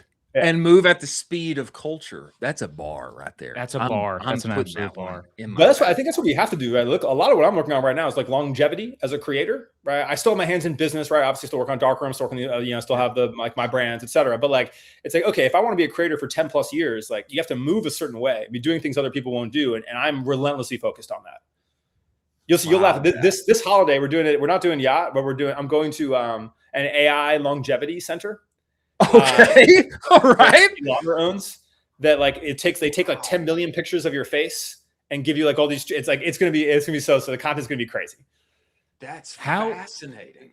Speaking of creators and longevity, how are you thinking about that moving forward? Because I know so many creators that get very easily burned out by the kind of hamster wheel that is the content machine that needs to get fed. And they're just trying to like figure this out, but also figure out their own lane and their own voice. How have you maintained this? And also like you've really evolved your content over time too. Yeah, I guess so. I feel like the burnout, I've never had the burnout. Like maybe if this week I feel tired or whatever, but like, I guess two things there. It's like, one is like, this is such a once in a lifetime opportunity, right? I make an ungodly sum of money. I travel the world. I get to meet all these people, collaborate with all these things, talk about the things I love online, and drive a lot of value for people. Like I'm too burnt out to make a video every day. Like that would never happen. And then two is like you get burnt out because you do the same shit, right? Like I obviously get bored. You can literally watch in my content. Like I'll get bored with a certain thing and I'll just move on to the next one. But that's the exciting part, right? Is like if I was still making like green screen marketing campaign breakdowns, I would be completely burnt out. But it's like, all right, cool. We God. evolved that into now I'm doing like sociology explainers and like Yes. I'm doing I'm going back into marketing for fall. I'm doing this huge like free marketing course. I'm doing all these breakdowns of like marketing in the AI era. And then I'm going to evolve to, okay, we're doing this whole longevity push for winter. And once you start planning it like that, you're like, oh, it's like a network, you know, where I'm going to have like, this is my holiday special. This is okay. Now I'm going to go redo. We're going to go back and we're going to do the next season of product versus brand for holiday. And then we're going to do, you know, it's like, once you start looking at it like that, you get excited about it. You can plan on it and it works. But yeah, this is the first time I always thought this was like some side stuff. It was like, hey, I'm going to be a creator. It'll be over in like 5 years. You know, let's have it fun while it lasted. But now, as the first time, as I start to look at older people, where I look at like Mel Robbins or Dave Ramsey or Gary Vee, or you're like, oh, you could really do this, especially once you hit. I'm like at the beginning of that escape velocity, and then it's like you begin to plan those things a lot differently, and that's a lot of what I work on now. Wow, I like that. Wow. Why not just change it? You know, like if I don't dig it, like I can change it if I'm bored. People are afraid. People are also afraid of failure. I have a flop video up today. I do not care if I flop. Archive, like whatever, you have to be trialing stuff out there. And you'll notice like even the new style of content I have where I like do these like kind of more intricate talking videos, the first like 4 kind of sucked. You have to give it like 6 to really be like, I'm going to nail this in and not be afraid of what that happens. And if a sponsor gets weird or whatever, explain it or just like let it go. That's interesting. Wow. So will you archive a flop or are you leaving the flop up? It depends if I like, if it's, it depends. I'll give it a shot. Like this one today, for instance, like I basically put some parameters. Like if it gets to 50K, I'll keep it. If it doesn't, I'll probably archive it. But if I archive it, I generally go back at it on trial reels. That's like great. The one today, You've reached another level. Yeah, the one today worked. So basically it was up all the retention stats, like save, share, everything's up. But my hook rate's way down. And so I'm like, okay, this was the right concept. I tried the wrong hook. And so I'll like, if it doesn't do well enough, I will like archive it, do new hook for trial reels, and then I'll republish it if that hook hits. But that's the kind of stuff it's a new format. So it's like, as you test those new formats, like I'm doing, this format's called a speed run. It's like I go through like 8 or 10 tactics in a very short amount of time with like a short hook. And so I'm like, I know I'm going to crack it, but it's just like testing my way into it. You know, this is dialed. Let me ask this, Oren, because everything that you are describing, brother, I want to do, but either I don't make the time for it, or I just keep going. We got a show tomorrow, and then we're gonna build out the show. Dude, and then daily's hard, especially daily for this. I got to do one video a day. You guys are doing like a 17-hour live stream every day. It's exactly 17 hours too. It's exactly 17. I want somebody he wants it in and think like this. Like, yes. Look at this, a hook, and then the great concept. Let's test it like this. Yeah, like good look. That this the creative strategist is the highest in demand job for ecom and for this, right? And people get stolen up. I set up a thing. I had like a course where I was training people for it. Yeah. And the idea was I was going to train them so they could work for me, and then they all got better jobs than I can offer. And it's like, I was like, let's take it. It's like one of those, like, it's this cycle where, that's really like, you have to just be in the game. That's the other thing I know, like, people that begin to rely too much on the teams and are just like a podcast host or whatever, they like aren't really in the game. Like, this is not the era for it. You gotta be knowing ball. I'm taking a healthy rebuke right now. I'm receiving it. I'm receiving it more in game. I receive it. Go ahead, Colin. Are you still kind of offering that for some folks out of Cut 30 where like, I'm going to scale you up to creative strategist that's like close to 1v1 clone of me. And like, maybe I pay you a large sum of money to do that. Yeah. So basically I did like 2 like pushes for that and got like a bunch of people and people that work at brands and stuff inside of them. And then just haven't like basically pushed it, announced it, done anything big for it for the last like 4 or 5 months. And I've been like reframing it. Cause I was like, okay, it's just kind of like too niche for like the level of, I always have to look at like time to value where I'm like, okay, that's almost too niche for like what I want to do. And so I'm reframing it a bit around this new marketing thing I'm doing. So I'm doing like a big free new marketing, like everything you ever need to know about modern marketing, like in the AI era. I'm doing this big free course with OpenAI. And then, and so like that's coming out soon. And I'm going to like basically move that into like, okay, what's the right offer from there? Where like, I still want to do that, but I think it needs like a wider TAM. And then also I'm still like, the hardest part for me on that too, is I was really focused on people for brands, but I actually think the real TAM is for individuals, where it's like the creative strategist at a brand, like not only do they have to be trained, but they then need permission and whatever. And I noticed like one woman who's in that group was basically like, hey, can I bring my boss into these sessions so you can just like help explain the things to him. I'm like, yeah, sure. Like, I was like, oh, there's so many hoops to jump through to train those people, where I think almost to your point of what you were looking for, I'd be better off training those people to work for personal brands, right? Because there's more of them, they matter more for brands in particular. I'm like, maybe we do that. So I'm still finagling. I'm going to a mastermind this week, the Agexa one, Nick Fisher's, where like they have like a big like info product mastermind thing he does every year. That's this one's in Colorado. So I'm going there this week, literally, to like take in as much game as I can to learn around that. I mean, Oren, you also you slid in there. You kind of slid past it. The fact that you are working with the beast itself, OpenAI, and doing creative and also incredible things with them. I mean, can you talk more about that? They're a partner on this big free course, right? That whole thing is like, cool. How do I make it free? They're like, hey, all the skills will be free, all the compute, all the whatever, like, because we have all these skills, we have all these apps, we have all these whatever. But yeah, that's just another, like, you know, like we made 3 videos together that went well, and then you pitch them on like what the new things look like. And as I look at, you know, and also because I don't do like, I have some traditional sponsorships, yes, but like I try to look at like differently. What can I offer again that no one else can? And it's like, yeah, like if you want to enable people in the AI era, like everyone's trying to do that in like 45-second social clips or whatever. It's like, you know, you need to like, you want to teach someone how to adopt like agents in their brand. You need so much context to then even explain to them what the agent does. And I'm like, we have to solve that problem. And I'm like, I can solve that problem. Who's the right partner to like do something like that with? Is a more interesting way for me to approach things. Interesting. Yeah, I'm signing up. I'm dialed in right now. Where are we signing up? We're literally working on before we got on here. It's like a 3-hour YouTube with every single thing in it.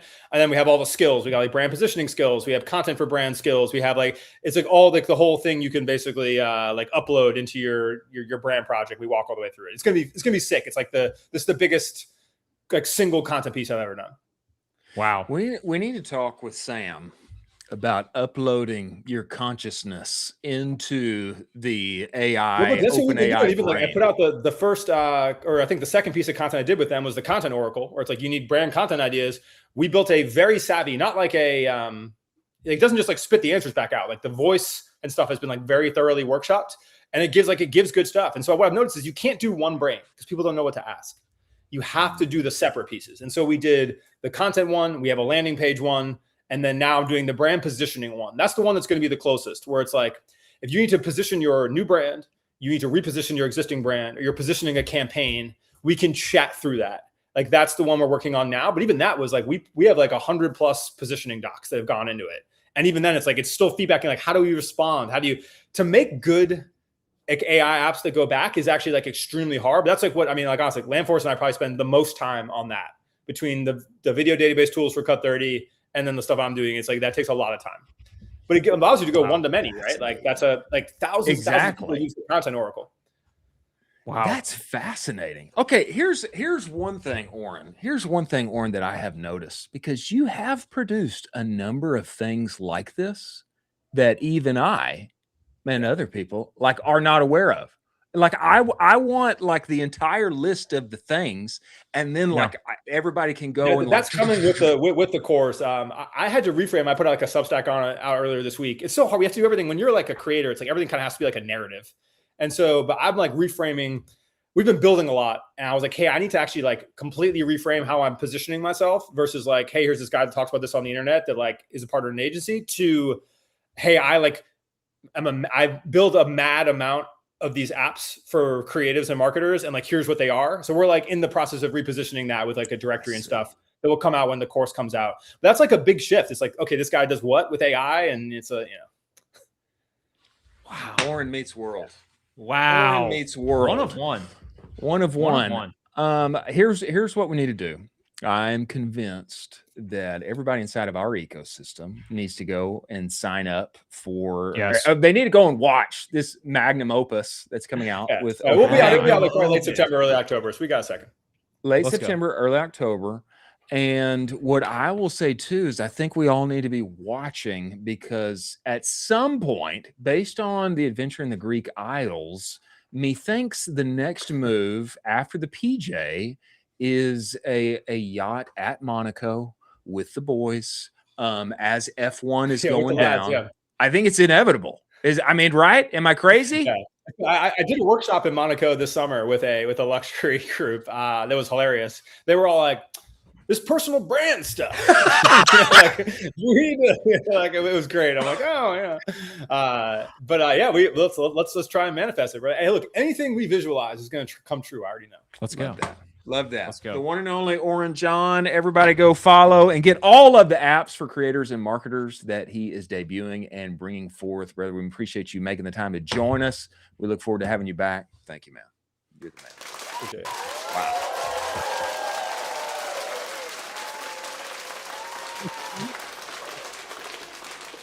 We talk about it on the show. It's like every single brand and company wants that brain in their company. And it's like none of them can get it right. Like none of them get it right. Maybe a handful get it right, but every single one right now is like, we need that. We need that. It's like you see it. It's like a unicorn that's flying through the woods, and you're like, oh, there it is. I need that. Can you go get that? And you're like, no, it's an elusive unicorn. You can't have it. Well, I think Oren's healthy rebuke is that you got to become that. That's the rebuke. That's what I was receiving. That's what I was receiving. I was like, yeah, I need somebody to think like that as I do this thing. He's like, yeah, I know you want that. You got to be that. You got to be that. I receive Brutal. it. I receive it. A little healthy dose from the one and only Oren John. We didn't even get to great finds with the one and only Oren John. We were going to. We were going to do great finds together. But I think we found some great things. We found some great things in there. We found some great things, some gems, some treasures. Moving forward here, ladies and gentlemen, to some great finds upon the interwebs along our way. A word from our sponsors over at Northbeam and Trend Track. Play it for us, producer Jack. Ladies and gentlemen, if you want to know what's really working right now, not what worked 6 months ago, but what's actually scaling on the market today, Trend Track gives you full access to the marketing playbook of any brand in the world. From every Meta, Google, TikTok ad they run to every email newsletter they send their customers, your direct competitors, the biggest players on the market, is all there. All the market data centralized in one place, refreshed every 24 hours. Go to trendtrack.io and get hooked up with them today. Know what's actually working on the internet. Many thanks for Trend Track being part of the show. If you're in the ads manager all day long, you know the problem. Every platform takes credit. Every dashboard tells a different story. Meta says this, TikTok says that, Shopify says I made this much, I spent that much. Sometimes it's hard to know which ad platform is telling the truth. Northbeam fixes this with their own proprietary data. Starting from the actual purchase, rebuilding the customer journey from real orders, real clicks, real verified ad views, and then pushing that measurement back into the ad platform so they optimize on what's actually driving your revenue, not what those platforms assume is driving your revenue. Start measuring what was previously unmeasurable. Go to northbeam.io, book your demo today. Many thanks for Northbeam being part of the show. Great finds upon the interwebs, ladies and gentlemen. We have found them. We shall surface them, and methinks some lessons to be learned and some juicy takeaways to be had. First of which, scary back to school ad surfaced by the one and only Tommy Clark, who is a friend of the show, friend of yours, Colin Dougherty, knower of ball when it comes to winsome content. Especially, he says this, yes, ringing in the school year with a displate print of, I don't know what displate is, by the way. Displate print of Francisco Goya's Saturn devouring his son. Incredible. Quite the ad creative here. Back to school. Put that on the wall for the kiddies as they prepare for school every day. I'm not sure what the takeaway here is other than you better study hard, boy. Otherwise, scary things to be had. Maybe not the best ad creative to be shown here for back to school. Your thoughts on this, Colin Dougherty? Absolutely. It's the best ad creative. These kids need to get cultured and cultured quick. And what a better way to go through it than beautiful art. What better way than beautiful, momentous art? Here next, if you have not heard, you should know at this point, Winx is the brand being launched by the Brain Trust over at 9 Operators. Have you heard of this? Have you seen this? Winx. I have seen this. Yes. I have seen this. A sleep supplement initially for kids. I think for all at this point is the I took one last night. agreed. Did you take one? You have them? Mhm. You I do have not. them. I've slept for 15 hours. You do not have them. You're making this up. I took it at 6 p.m. The woke brand up just before the show. debuted. The I brand know. just debuted. It's crazy. You did not have them. You're making this up. No, I took it at 6 p.m. I woke up probably 11 a.m. Jack, Crazy. is he lying? You think he's lying? I think he's lying. I think he's trying to. What's your vote here? I think he's. Yeah, I she don't know. says. That's what I'm saying. I think you are making a joke. I think you are jesting.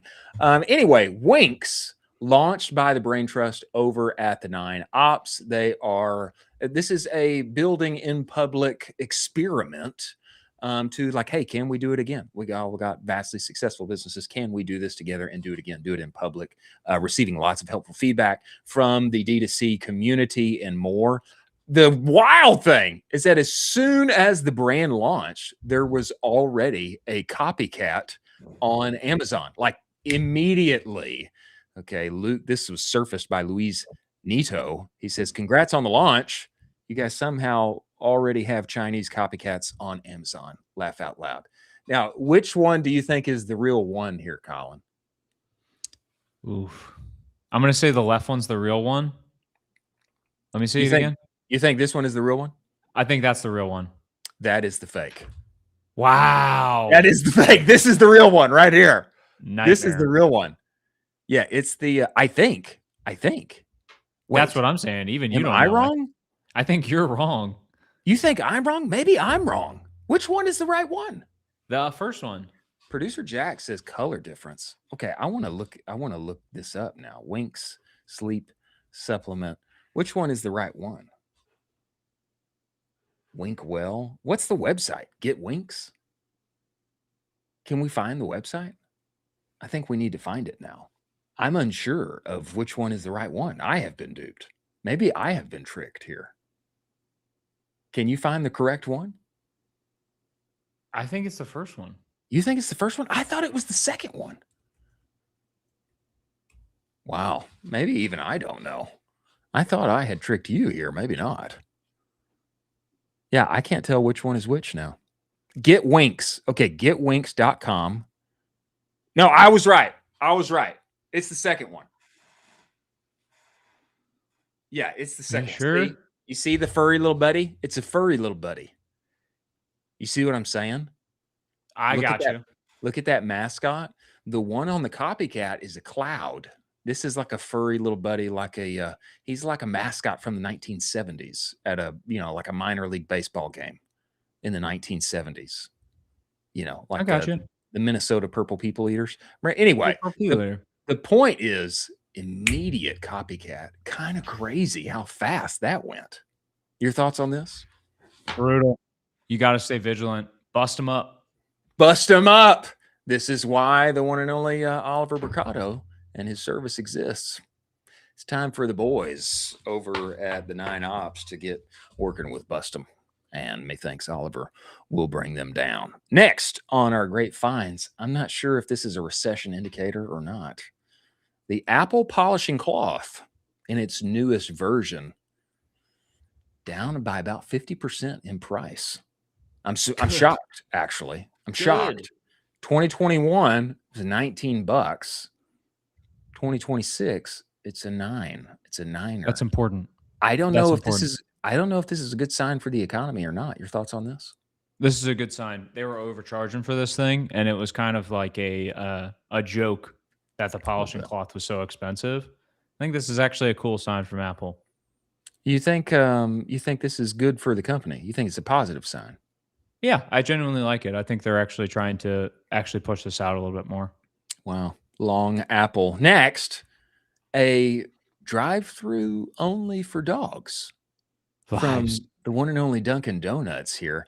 I'm not sure what to make of this. I mean, I like it as a one-day deal. This is a one-day campaign. Dunkin' is opening its first ever drive-through for dogs. It's a drive-through for dogs only. Okay. I don't know how you carry this out at stores. How does one open up a second drive-through at Dunkin' Donuts? I do not know. Pups who visit will receive treats and exclusive merch to celebrate National Dog Day. Are you going to be going to Dunkin' Donuts with Sally? No, I don't think this really makes a ton of sense. I don't really see it. And I think they could have just like really expanded their current offering inside of Dunkin' initially.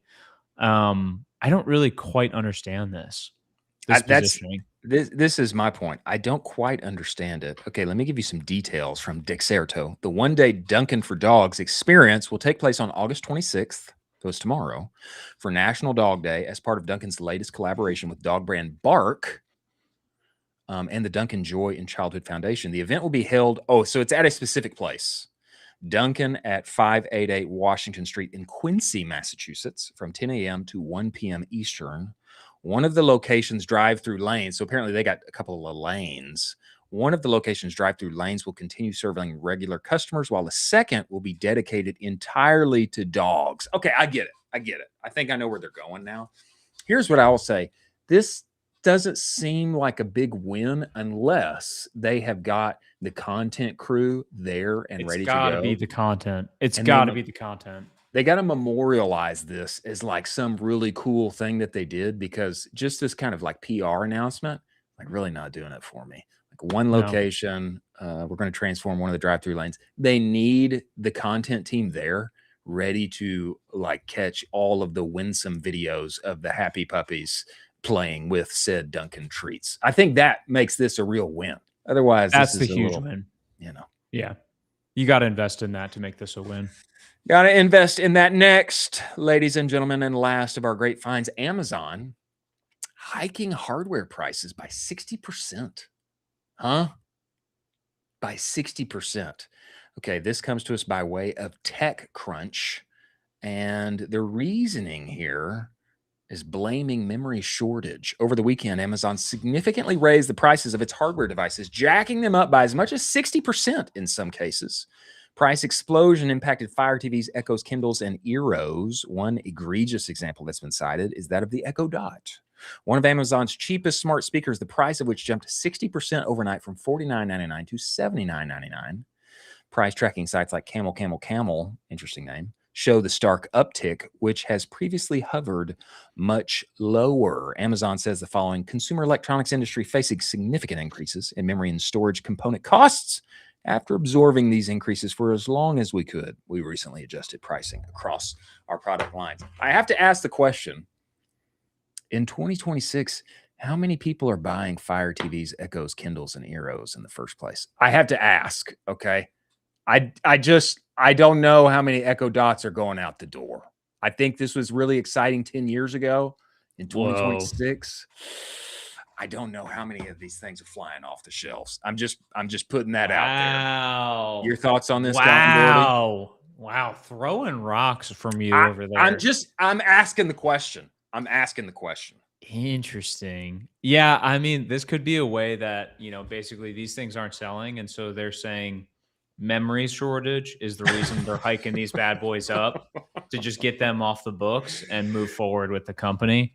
Well, they're probably going to sell even fewer though, if they're just hiking the price, Well, now they can sell half and still make the same amount of money. Yeah, it's true. I think it's been hard out there under the boards for the Echo Dots. And I just don't think this became the win that it could have been and was proposed to be a decade ago or so. Is that fair? That's fair. That's super fair. I don't think it was there. Hard to see. Hard out there in consumer every now and again, ladies and gentlemen. Moving forward, a little read and react. Interesting piece coming out from one of our partners over at Seguno. Before we get there, a word from our sponsors over at Seguno and Rocked After Sale. Play it for us, producer Jack. If you're getting 5,000 orders a month and you can sprinkle in $3 to $4 extra on each one of those without touching your ads, wouldn't that be nice? Yeah, it would. That's what brands like Olakai, Cozy Earth, Groove Life are doing with Rocked After Sale every single day by adding post-purchase upsells and downsells from the cart through the thank you page, and then stacking an extra 30 to 50 cents just by showing offers from Disney Plus, HelloFresh, Venmo, etc. It's high margin revenue straight to your bottom line. You can be live in minutes. Go to aftersale.com/offers. Truly a no-brainer. Many thanks for Rocked After Sale being part of the show. Seguno is the only marketing suite that lives entirely inside of Shopify. What's that mean, Chris? Your emails, your pop-ups, your banners, your reviews, it's all there where you already work and play every day. And it means that you don't have to seed your trust to big email. It's over attributed data with Seguno. Your Shopify data is the email data. It's a big reason why they won the 2024 Shopify Build App of the Year. One-click automations, actual humans that can help you build for lean teams with big aspirations. Go get the advanced Shopify segmentation playbook at the URL scrolling across the screen. You get a free trial of the platform. Tell them Colin I sent you. It will extend that free trial to 30 days. Many thanks for Seguno being part of this. Would you say, Colin Dougherty, you're a fan of getting a little insider knowledge? Are you a fan of that? When it's legal. When it's legal, of course. Yeah, I love it. You a fan of that? I love insider knowledge. I think I'm a fan of that too. Our friends over at Seguno have produced the ultimate guide to Shopify discounts. Yes, thank you for said tweet here, producer Jack. We read and we evaluate here together. Most Shopify discount codes get set up in 5 minutes and are never looked at again. Fair, Colin Dougherty? That's super fair. That's usually where the margin leaks out.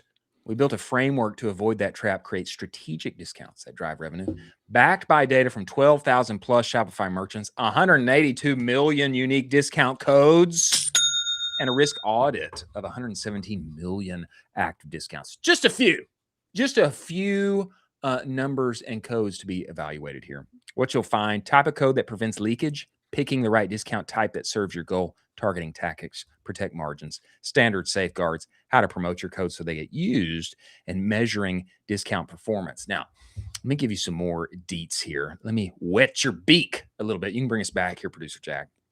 I am at the said free ebook here. I am looking at it right now. What would you guess, Colin Dougherty? Higher average selling price on orders using unique codes versus generic codes. I mean, unique, like, XL71, whatever, a unique code versus like welcome 10. How much do you think? What's the difference? Average higher selling price for those who use unique codes. Oh, 30%. That would be nice, wouldn't it? That would be nice. That is not the case. 127% higher average selling price. Huh? What? Yeah. This is coming from the Seguno team here. You can bring, actually, producer Jack, you may have this link. I clicked the link. I went to the landing page. Okay. I'm reading. You told me not to, so I'm just here. reacting to the data cold. I appreciate that. Higher average order value when code used. Actually, let's not show them. Jack. I want to surprise them. Higher average order value when code was a % off versus an amount off. How much higher? Percent off versus amount off. 25%? 42%. Whoa. Oh my gosh. Huh? Oh my gosh. Huh? That's crazy. This comes from the team, the astute, the SEAL 6 team over at Seguno. Okay, now we're talking higher redemption rate, okay, for friends and other insider codes than just a seasonal discount. Example, Labor Day, 25% off. How much higher of a redemption rate do people, do codes use when they're delivered to a specific segment? Oh, our VIP friends here, insider, a member of the family, versus just, hey, Labor Day 25. How much higher redemption rate? 50% higher?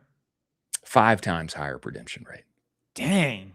When you give a code to a specific set, our VIP friends here, versus, hey, Labor Day 25 for everybody. Yeah. You're going to get a 5x redemption rate from the specific segment, the friends, the insiders. It's interesting because it's like marketing 101. It's like marketing V1 versus like marketing V2. Right. Of all of this stuff, where it's like marketing V1 is like you would do like, hey, Labor Day 25, blah, blah, blah. And it's boom. Like, whoa. And you're like, this crushed. And you're like, nah, I don't think it really did. That, and actually there are like serious wins to be had for, call it 7-figure brand, owner, operator. He's doing all the things. He can get a marketer in the seat, start helping him. You can do things like, hey, Labor Day, man, let's do something for it. Oh yeah, I didn't think about that. Labor Day, let's do something for it. big win. But then you take Yeah. that next level. You take that next level.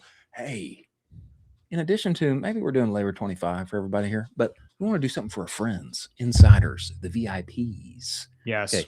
That's like level 2. Those people, they're going to redeem those codes at a 5x rate. Okay. Now we'll make it a unique code instead of just a generic one. Okay. What are we doing? We're 127% more. Okay. And how much they're buying. Okay. Crazy. Huge. You start stacking all these things together. Percent off versus amount off, 42% higher average order value. These are just like, these are the base 1 level insights from said ebook that Seguno has produced here, having evaluated, 117 million codes.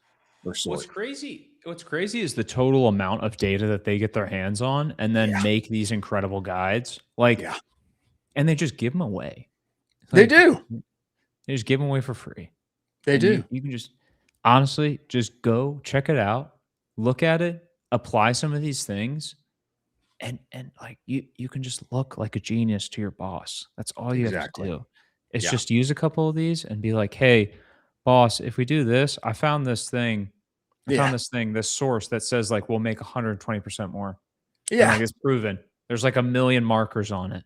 Yeah. You want to do this? Like I can do this today. Or like I can get this done this week.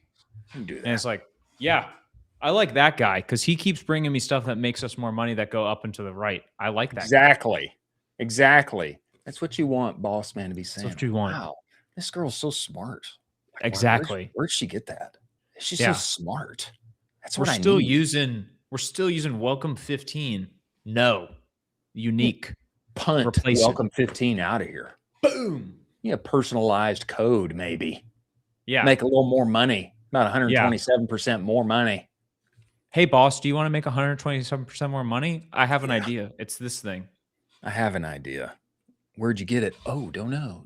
Actually, I got it from Seguno. The bulk discount code bot, for those who don't know, the bulk discount code bot produced by the Seguno team inside of the Shopify app ecosystem. All the big boys use it. Methinks that you should go and get the guide. Producer Jack, bring up this website, seguno.com/ultimate-guide-to-Shopify-discounts, ultimate guide to Shopify discounts.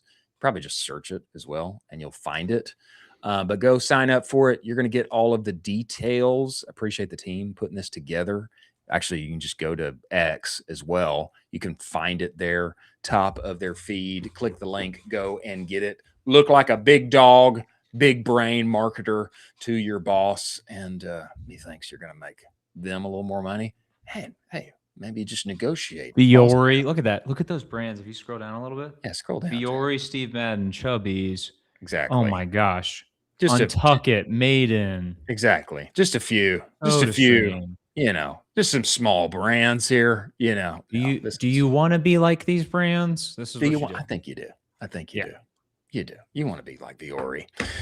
Many thanks to our friends at Seguno for putting this out. We need to have Chris Geis back on here to talk about this and more very soon. Go get the guide and make the boss man a little more money.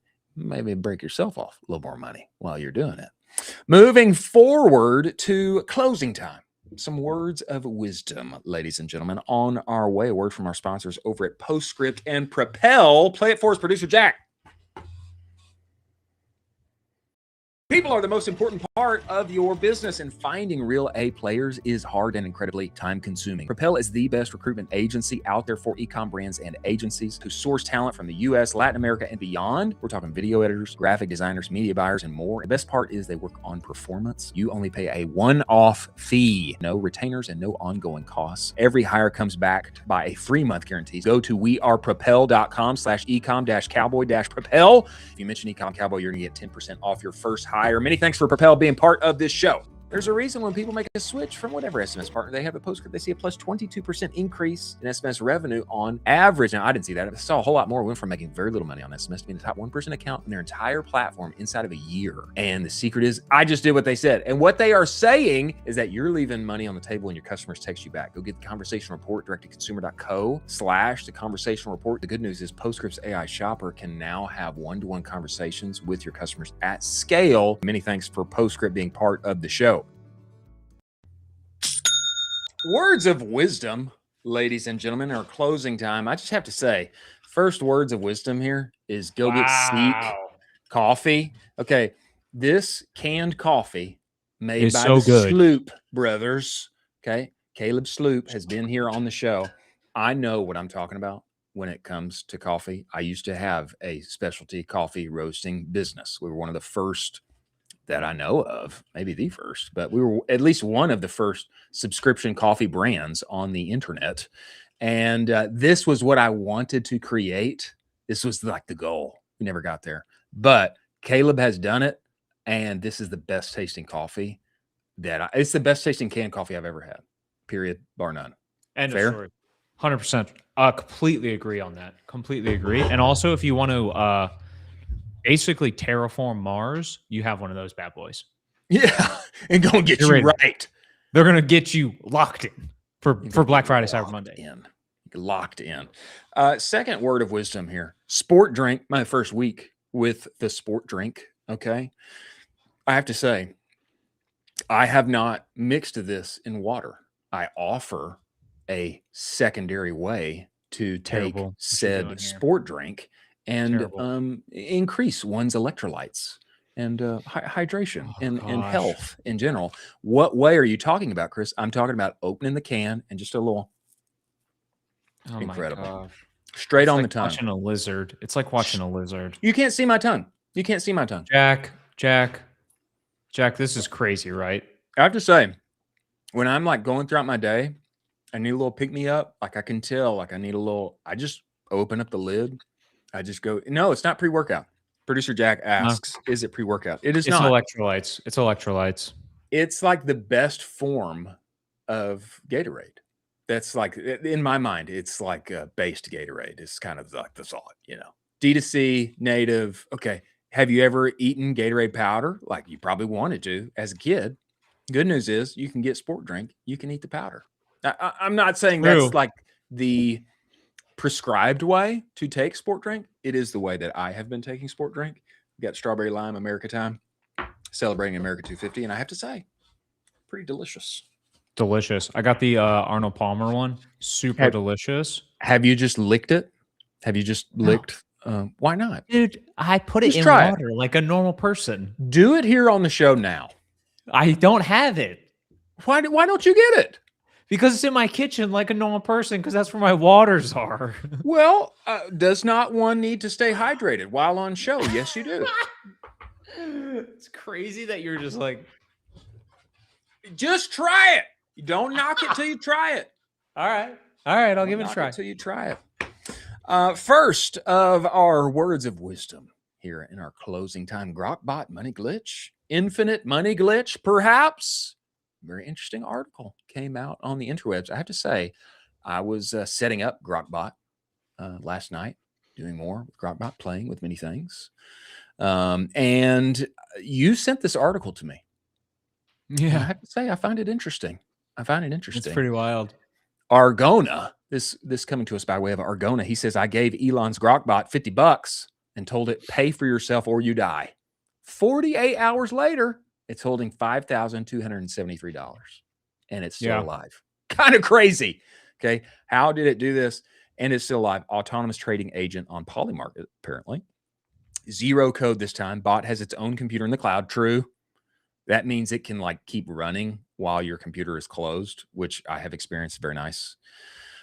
Its own browser, its own terminal. It trades with my laptop shut every 10 minutes. It scans 5 to 1,000 markets, reads live X sentiment, builds fair value, flags mispricing, calculates position size, executes in its own browser, pays its own $200 subscription from profits. If the balance hits zero, I cancel the subscription. The bot dies. Day one, it dipped to $11. It dropped crypto and moved to weather markets. Who knew there are weather markets? Okay. Bananas. Front running NOAA NOAA updates. So it learned to survive. Setup took one evening, create the bot, run one trade on your screen while it watches. I will say, outside of this specific context, the cool thing is that you can show it how one does what you want it to do. You just perform said task and you say, watch this, and then it can do it thereafter. No VPS, no API keys, no Rust. Last winter, he says he built this exact system by hand, 3 weeks of rust. I don't know what rust means here. It made $2,980 in its first 48 hours. Grokbot beat my own code in one evening. How much do you think it'll have in a week? This post has gotten 1 million views. Now, we do have a community note here. Video shows a custom fabricated dashboard unrelated to Polymarket's own actual interface or Grok. Linked Polymarket account predates the claim by months, with activity inconsistent with $50 start 48 hours prior. So maybe not totally true here. But your thoughts on this, Colin Dougherty?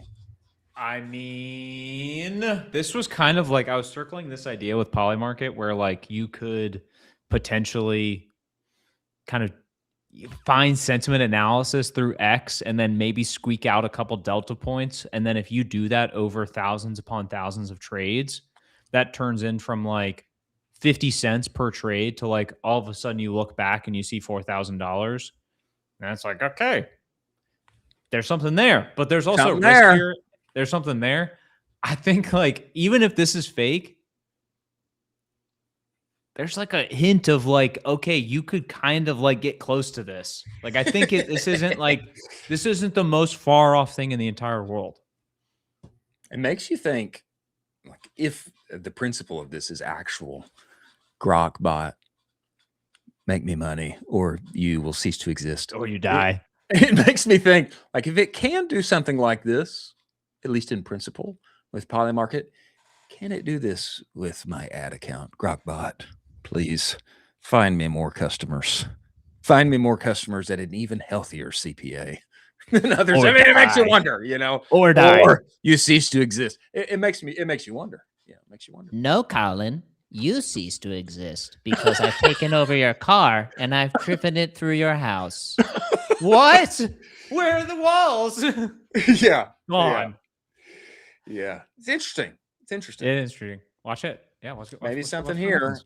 I would something here. encourage anybody non-technical, especially like myself, go and test and try Grokbot. You should. Yeah. I am impressed. I am impressed with it. Continuing to play with it, continue to build with it. We'll see, what it can become. But I'm impressed. Next, in our closing time, words of wisdom here. Blank Street raises $75 million at a $650 million valuation. I'm getting choked up here. Blank Street has raised $75 million from General Atlantic with Left Lane Capital, General Catalyst, Tiger Global participating. Deal Room pegs the post money at about $650 million, up from $500 in 2025. If you don't know Blank Street, I am aware of it. I have never been to one. I assume that you have been to one, Colin Dougherty. Is that true? No, this is like super SF coded. No, this is New York coded. New York coded. My bad. Well, you have been to New York City. Yeah, but I'm not like a New York coded guy. Well, I've only been to New York City once. Yeah. I figured that I brought this up because I figured you could explain like what's going on with Blank Street here. That's why I brought this up. You were going to give us words of wisdom. It's pretty wild that a bespoke coffee shop has raised $75 million. I think it's probably a signal for the third place. Like, people are yearning for a third place, and Starbucks just isn't cutting it anymore because it's just basically slop coffee at this point. And Blank Street still is offering a somewhat unique, elevated experience that feels good. You have a fun time in there. It's a nice aesthetic. Yeah, if you want 75 mil to make a viable third place that's not Starbucks, I think you got a good chance. I'm looking at Blank Street's website right now. Not even really much about coffee, to be honest. As I'm scrolling the homepage, I will say this: a new era of Blank Street, their new brand identity, what the stores look like, they do look incredible. I mean, it looks like a place I'd like to hang out. It looks nice. It's sick. That's what I'm saying. It's like it's a third place offering. Well, I didn't know if you would know. You said I figured you had been in one, but you're saying now that you've never been in one.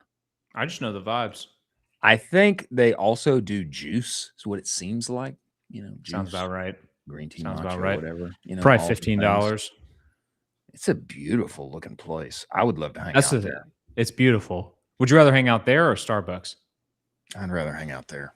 Exactly. It's the vibes. It's total vibes.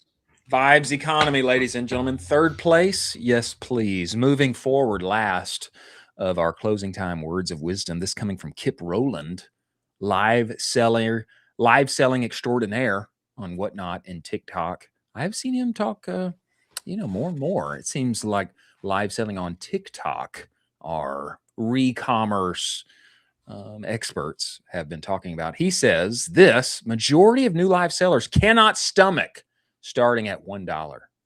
Would you feel comfortable starting at $1 with your live selling, Colin Dougherty? 100% done it before. Have you done it before? 100%. Well, I'll say just like eBay listings, I start stuff at 99 cents. It'll rack up and you'll just end up getting more bidders that are notified and interested about the item. So it's like a kind of a way to gamify like people that get notified on the item that have already bid. It's really interesting, but you do run the risk because you will like, there's sometimes where I've been like, golly, that only sold for like not a lot. $2. Yeah. And then you got to eat it. You got to eat it. Yeah. Kip says, I talk to businesses and sellers every week who are interested in live selling, and they all say some version of the same thing. What if we start at $5 or $10? That's still a great price. And they're right. It is still a great price. But at $10, you're asking the customer to make a decision. Is this worth $10 to me? This is a yes-no gate. Okay, I like this phrasing here, a yes-no gate. Yes-no gate. They have to walk through before they'll bid. Not to mention the price will rarely go over 10 because the consumer is asking yes-no on 10, not anything higher. If you start at 1, the yes-no gate disappears. The question in their head stops being, should I buy this at X price? And it becomes, what am I willing to pay for it? So it takes away the yes-no and just says, like, what's the number? Wow. Everyone has an answer to this question, and that is why conversions on live auctions are significantly higher than traditional lives. So how does this actually look in practice? In most of our shows, we lose money on the first few products. Does that sound familiar? Kind of sounds like TikTok Shop a little bit. Huh? A little bit. Got to pay a price to get in. Okay, in most of our shows, we lose money on the first few products during the cold start on purpose. We know going in, we might eat a loss early on. Sometimes it's 1 to 2 items. Sometimes it's 5 to 10. Ow. You never know until you're in it. Here's how to approach your next live. Don't evaluate success item by item. Evaluate the show as a whole. A specific product might sell over retail 3 times in a row. Then 10 minutes later, you can barely give it away, but the average on the product is still very high.